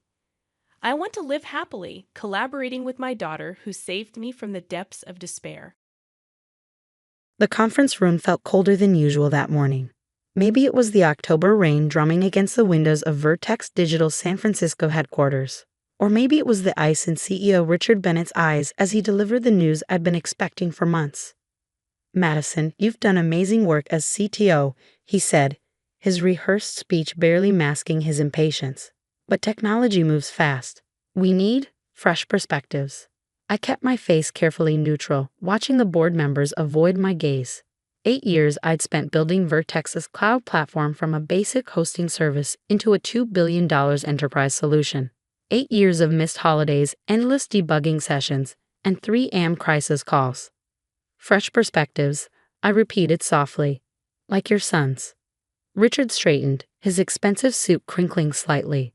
"Brandon has an MBA from Stanford. He understands modern business dynamics. What Brandon didn't have was a single day of coding experience or any real-world tech leadership. But he did have something I never would: the right last name." "The transition will be immediate," Richard continued. "Brandon's already prepared a new technical roadmap. More aggressive growth, faster deployment cycles." I thought about the platform's architecture, the complex systems I carefully built and refined over years. The redundancies, the fail-safes, the careful balance between innovation and stability. All the things Brandon couldn't possibly understand from his MBA case studies. "Of course," I said calmly. "I assume you'd like me to brief Brandon on the current system architecture." Richard waved dismissively. "He's got his own vision. Clean slate approach. Though we would appreciate you signing this." He slid a document across the table. "Standard non-compete, enhanced confidentiality provisions. Generous severance, of course." I picked up the agreement, scanning its terms while thinking about the other document, the one hidden in my private safe at home. Patent application number 2021-857, filed 18 months ago under my own name, not the company's. "What about the clients?" I asked. "Some of them are quite particular about technical oversight." "Brandon's already scheduled meetings with all major accounts," Richard said proudly. "Fresh energy, new relationships. They'll understand." I thought about James Martinez at Goldman Tech, who'd once spent 3 hours discussing quantum computing theories with me over coffee. About Sarah Chin from Microsoft Azure, who regularly texted me about system optimization ideas at midnight. About all the relationships built not on titles or degrees, but on shared understanding of technology's complexities. "When do you need the agreement signed?" Today, ideally, Brandon starts Monday. I nodded, tucking the document into my bag without signing it. I'll review it with my lawyer. Madison, Richard's voice hardened slightly. This is a generous offer. It would be unwise to make things difficult. I stood smoothing my skirt. I never make things difficult, Richard. I just make them work. Outside the conference room, my team was trying to look busy while obviously waiting for news. Brilliant engineers and developers I personally recruited, trained, and mentored. All hands meeting in 10 minutes, I announced. Important updates.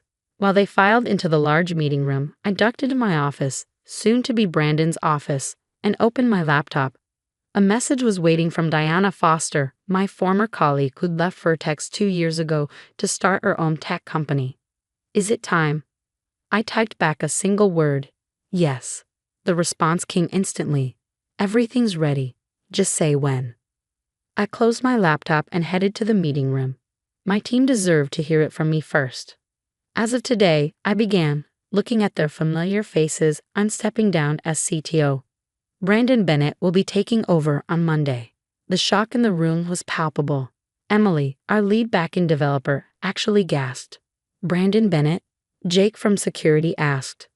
The CEO's son. The one who asked if we could just download more RAM. A few people snickered, then quickly sobered. This is a board decision, I continued. Brandon has his own vision for the platform's future. I trust you'll all give him the same dedication and professionalism you've shown me.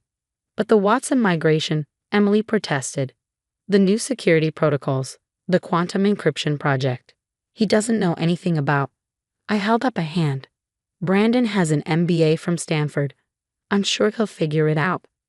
The sarcasm wasn't lost on them. Neither was the slight smile playing at the corners of my mouth, the one that told them there was more to this story. After the meeting, Emily lingered behind. This isn't right, she said quietly. The platform is your life's work. Is it? I opened my phone, showing her a private GitHub repository. Her eyes widened as she scanned the code. Is that? A completely new platform, built from the ground up. Better architecture, cleaner code, true quantum-resistant encryption. I closed the phone. But you didn't see that. She smiled slowly. No, I didn't. Just like I haven't seen the resumes I've been quietly sending out, or the calls I've been getting from a certain new tech startup. Good. I handed her a business card, Diana Foster's business card. You definitely shouldn't call that number next week. Word spread quickly through the tech community. By evening, my phone was buzzing constantly with messages from clients, colleagues, and competitors. I answered none of them. Instead, I spent the evening in my home office, reviewing the platform I'd been secretly building for the past 18 months. Not on Vertex's servers or with their resources, I was too careful for that. This was my own creation, developed in parallel while maintaining their system. Every time Richard had dismissed my suggestions for improvement, every time the board had cut my department's budget, I'd added those rejected features to my private project. Now it was ready, a cloud platform that made Vertex look like a student project. And thanks to my carefully worded employment contract, which I'd insisted on 8 years ago, I owned it completely. My phone buzzed again. A message from James at Goldman Tech. Heard the news. Brandon just tried to schedule a meeting. Told him I'm busy for the next month. Call me? I smiled but didn't respond. Not yet. Another buzz. Sarah from Microsoft. Please tell me you're not really retiring. The industry needs you. I opened my laptop instead, checking the status of certain key elements. Diana's company, Foster Technologies, had spent months preparing for this moment.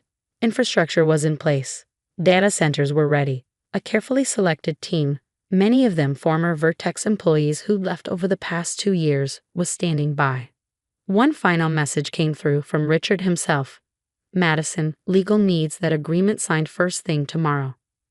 I closed my phone without replying and walked to my window, looking out over the San Francisco skyline. Somewhere out there, Brandon Bennett was probably celebrating his new role, planning all the changes he'd make to my platform.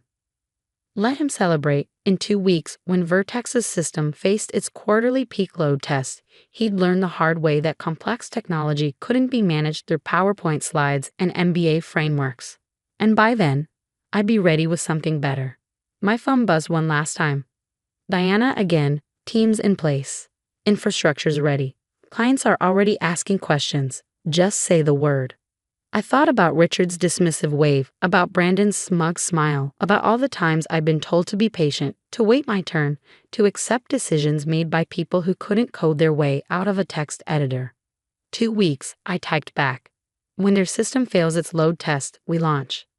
Sometimes the best revenge isn't fighting back. It's building something so much better that the competition becomes irrelevant. And I'd had 18 months to build something perfect.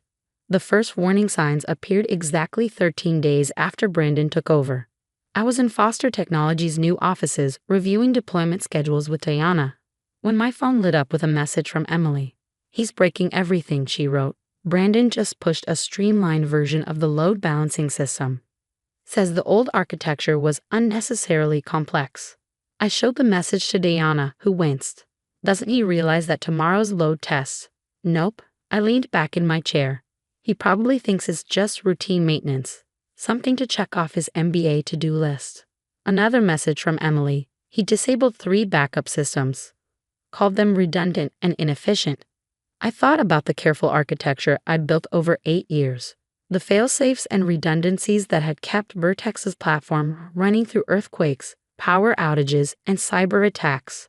All of it now in the hands of someone who thought cloud computing was about actual clouds. "How many clients have signed preliminary agreements with us?" I asked Diana. She pulled up a spreadsheet. 23 so far, including Goldman Tech and Microsoft Azure. All pending our platform launch, of course.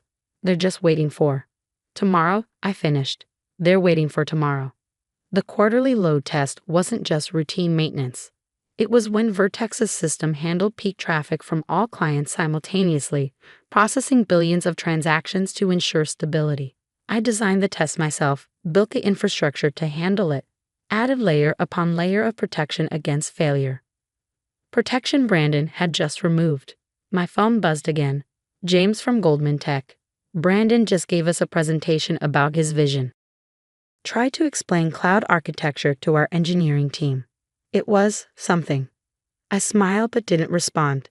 Instead, I opened my laptop and checked our system one final time. The platform I built in secret was ready, running on Foster's infrastructure, tested and retested until it was perfect. "Status report from all teams?" I asked Diana. She pressed a button on her desk phone. "All departments, go/no-go for tomorrow's launch." The responses came in quickly. Infrastructure team ready, security protocols verified, client migration tools standing by, support team fully staffed. We had spent months preparing for this moment. Many of our employees were former Vertex team members who quietly joined us over the past year. They knew both systems intimately, and more importantly, they knew which one was better. At 5:47 p.m., another message from Emily. "Brandon just left for the day. Said the load test is basically automatic, and he has dinner plans." I checked the time. The test would begin automatically at midnight, gradually ramping up system load until it peaked at 9 a.m. Brandon probably thought he could handle any issues from home. He was wrong. Diana and I stayed in the office, watching the hours tick by. At 11:30 p.m., our monitoring systems showed increased activity on Vertex's network as the pre-test diagnostics began. At 11:45 p.m., Emily reported the first warning signs. Temperature rising in primary data center. Brandon's streamlined cooling systems aren't keeping up. At 11:55 p.m., Jake from security messaged, "Multiple failsafe systems trying to reactivate. Brandon's override is blocking them." At exactly midnight, it began. The first wave of test transactions hit Vertex's servers. Under normal circumstances, the load would have been automatically distributed across multiple data centers, carefully balanced to prevent overload. But Brandon had simplified that system. Within minutes, warning alerts started flooding in. Server temperatures critical. Backup systems offline. Load balancers failing. "He's not responding to emergency alerts," Emily reported. "His phone's going straight to voicemail." I watched through our monitoring tools as Vertex's platform began to buckle, critical systems failing one by one, each failure cascading into others, the carefully orchestrated dance of data and processing collapsing into chaos. At 12:17 a.m., the first major client connections dropped. At 12:22 a.m., the primary data center went into emergency shutdown. At 12:25 a.m., Vertex's entire cloud platform crashed. My phone exploded with messages. James from Goldman Tech. Complete system failure. Need immediate alternative. Sarah from Microsoft. Platforms down. Tell me you have something ready. Various other clients, all asking the same thing. What's your backup plan? I turned to Diana and nodded once. She pressed a button on her phone. All teams, execute launch protocol alpha. Within minutes, our sales team began reaching out to affected clients. Not with pitches or promises, but with immediate solutions. Emergency access credentials. Migration protocols. Direct connections to our fully tested, fully operational platform. First client connecting now, our systems team reported. Goldman Tech initiating emergency transfer. We watched as their data began flowing into our system, smooth and secure. Everything working exactly as designed. By 1 a.m., 12 major clients had initiated transfers to our platform. By 2 a.m., that number had doubled. By 3 a.m., Vertex's biggest clients were running smoothly on our system while their own platform remained dark. Brandon finally surfaced at 4:13 a.m., his panic evident in a company-wide email. Experiencing temporary technical difficulties. Working to restore service. But it was too late. Their clients weren't interested in waiting for a rookie CEO's son to figure out what he'd broken. They needed stability, security, and expertise. They needed what I'd spent 18 months building. At 6 a.m., Richard Bennett himself called me. I let it go to voicemail. At 7 a.m., the board chair tried. Then the lead investor. Then their legal team. I sat in Foster's offices, watching the sunrise over San Francisco, as our client list grew by the minute. Emily had officially joined us at 5 a.m., bringing 4 key developers with her. More were following. Madison. Diana called from her desk. Vertex's stock is falling. They're down 30% in pre-market trading. I nodded, unsurprised. What's our status? 28 major clients fully migrated. 12 more in progress. System performing at optimal levels despite the load. She paused. They're finished, aren't they? Not yet, I said, opening my email. But soon.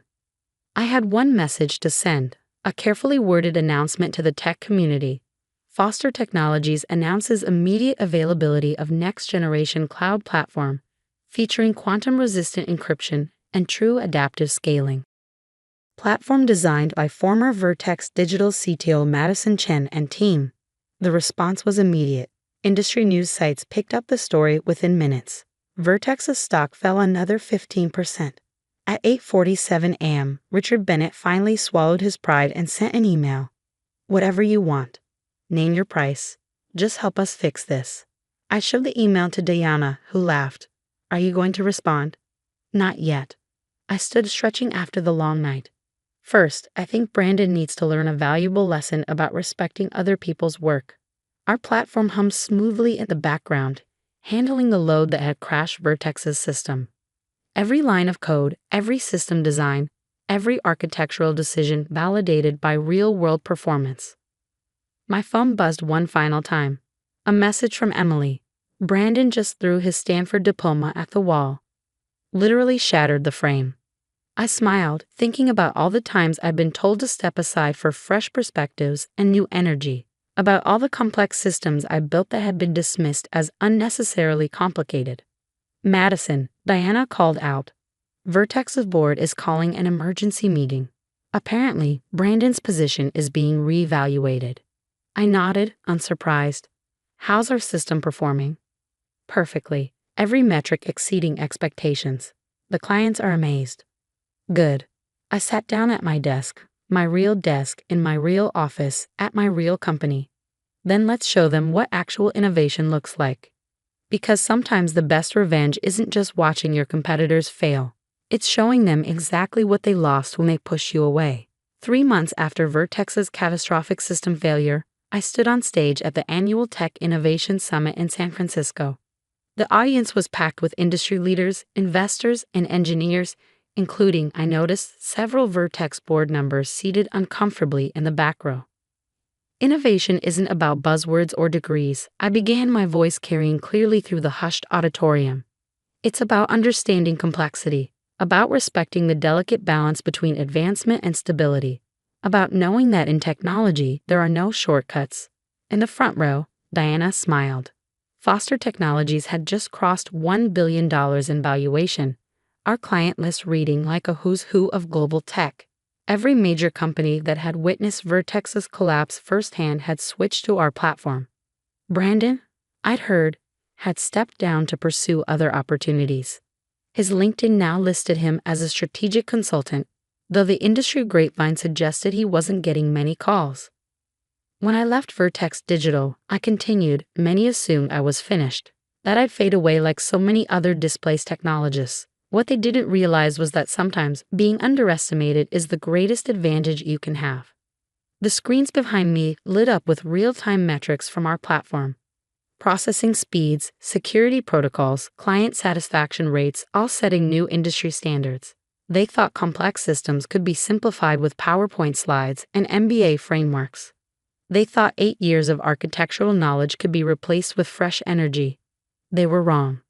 In the 3 months since our launch, Foster Technologies had revolutionized cloud computing. Our quantum-resistant encryption had become the new standard. Our adaptive scaling technology had made traditional load balancing obsolete. We weren't just better than Vertex. We were better than anything else on the market. After my keynote, James from Goldman Tech caught up with me in the lobby. You know, he said, grinning, Brandon tried to pitch us last week. Some new venture he's starting. Something about disruptive paradigms and synergistic cloud solutions. I raised an eyebrow. How did that go? Let's just say our engineering team still quotes his RAM downloading suggestion in meetings. As we chatted, I noticed Richard Bennett himself hovering nearby, clearly working up the courage to approach. He looked older now, his confident swagger replaced by something more hesitant. Madison, he finally said, stepping forward. Do you have a moment? I excused myself from James and turned to face my former CEO. Of course, Richard. How's the recovery going? He flinched slightly. Vertex's stock had stabilized, but at 70% below its previous value. Their remaining clients were bound by contracts that would soon expire. That's actually what I wanted to discuss, he said quietly. The board, we've been talking. About the future. About leadership. I waited, already knowing what was coming. We'd like you to come back, he continued. Full control. CEO position. Whatever terms you want. 3 months ago, this offer might have been tempting. The chance to reclaim my old platform, to prove I should have been in charge all along. But now, I'm afraid that's not possible, Richard. I gestured around at the conference, at the Foster Technologies logos prominently displayed. I'm building something better. We could acquire Foster, he pressed. A merger. Keep the brand, the technology. Whatever you want. I smiled, thinking about the message it would send. About every talented engineer passed over for promotion because they didn't have the right pedigree or play the right politics. No, I said firmly. Some things need to fail, Richard, so others can learn from their mistakes. Later that evening, at Foster's headquarters, I held an all-hands meeting. Our team had grown to over 200 people, many of them former Vertex employees who joined us after the collapse. Today marks a milestone, I announced. We've just signed our 100th major client. Our platform is processing more transactions daily than Vertex handled in their best month. But more importantly, we've proven something crucial. Emily, now our Chief Architecture Officer, beamed from her seat in the front row. Jake had taken over global security operations. Every person who believed in me, who'd seen the potential I was building in secret, had been rewarded with positions that matched their talents, not their titles. We've proven that real innovation comes from understanding complexity, not oversimplifying it. That experience matters more than expectations. That's sometimes the best response to being underestimated is to build something so superior that the competition becomes irrelevant. The applause was thunderous, but I wasn't finished, which is why I'm pleased to announce our new initiative, the Foster Innovation Fund. We're allocating $100 million to invest in overlooked technologists, people with brilliant ideas but without the right background or connections. People who understand that real progress comes from expertise, not entertainment. Diana joined me on stage, holding up the first batch of investment agreements. 20 brilliant engineers and developers, all rejected by traditional tech companies for being too technical, not polished enough, not fitting the expected mold. Because that's how we change this industry, I continued. Not by playing their game, but by creating a better one. My phone buzzed, a news alert. Vertex had just announced another round of layoffs. Their platform, hastily patched back together after Brandon's departure, was losing clients weekly. The board was considering selling what was left of the company, but I barely glanced at it. I was too busy looking at the faces in our office, at the real innovation happening on our screens, at the future we were building. That evening, as I worked late in my office, Emily stopped by. "Just got another call from Vertex's HR," she said, settling into a chair. "They're really desperate to rebuild their technical team." I looked up from my screens. "What did you tell them?" "That I'm exactly where I need to be." She paused. "You know, when Brandon first took over, I was angry. Couldn't understand how they could be so blind. But now I realize they did us all a favor. Forced us to build something better. Something real." I nodded, thinking about the long nights coding in secret, the careful planning, the quiet confidence of knowing I was building something revolutionary. "Madison," Emily continued, "there's a rumor that Microsoft is considering standardizing their entire cloud infrastructure on our platform. Is it true?" I smiled, remembering Sarah's call earlier that day. "Let's just say next quarter's numbers will be interesting." After Emily left, I walked to the window of our offices, looking out at the city lights. Somewhere out there, Brandon was probably working on his next PowerPoint presentation. Richard was likely meeting with crisis managers. The Vertex board was presumably strategizing about survival. But here, in our building, real innovation was happening. Real technology was being built. Real progress was being made. My phone buzzed one final time. A message from Diana. "You should see the latest applicants for the Innovation Fund. These kids make us look old." I smiled, thinking about the future we were shaping. Not just a better platform, but a better industry. One where talent mattered more than titles. Where complexity was respected. Where real innovation could flourish. "Send me their files," I typed back. Time to build something even better. Because that's the thing about technology and about revenge. The best kind doesn't just prove them wrong. It makes their mistakes irrelevant. And we were just getting started.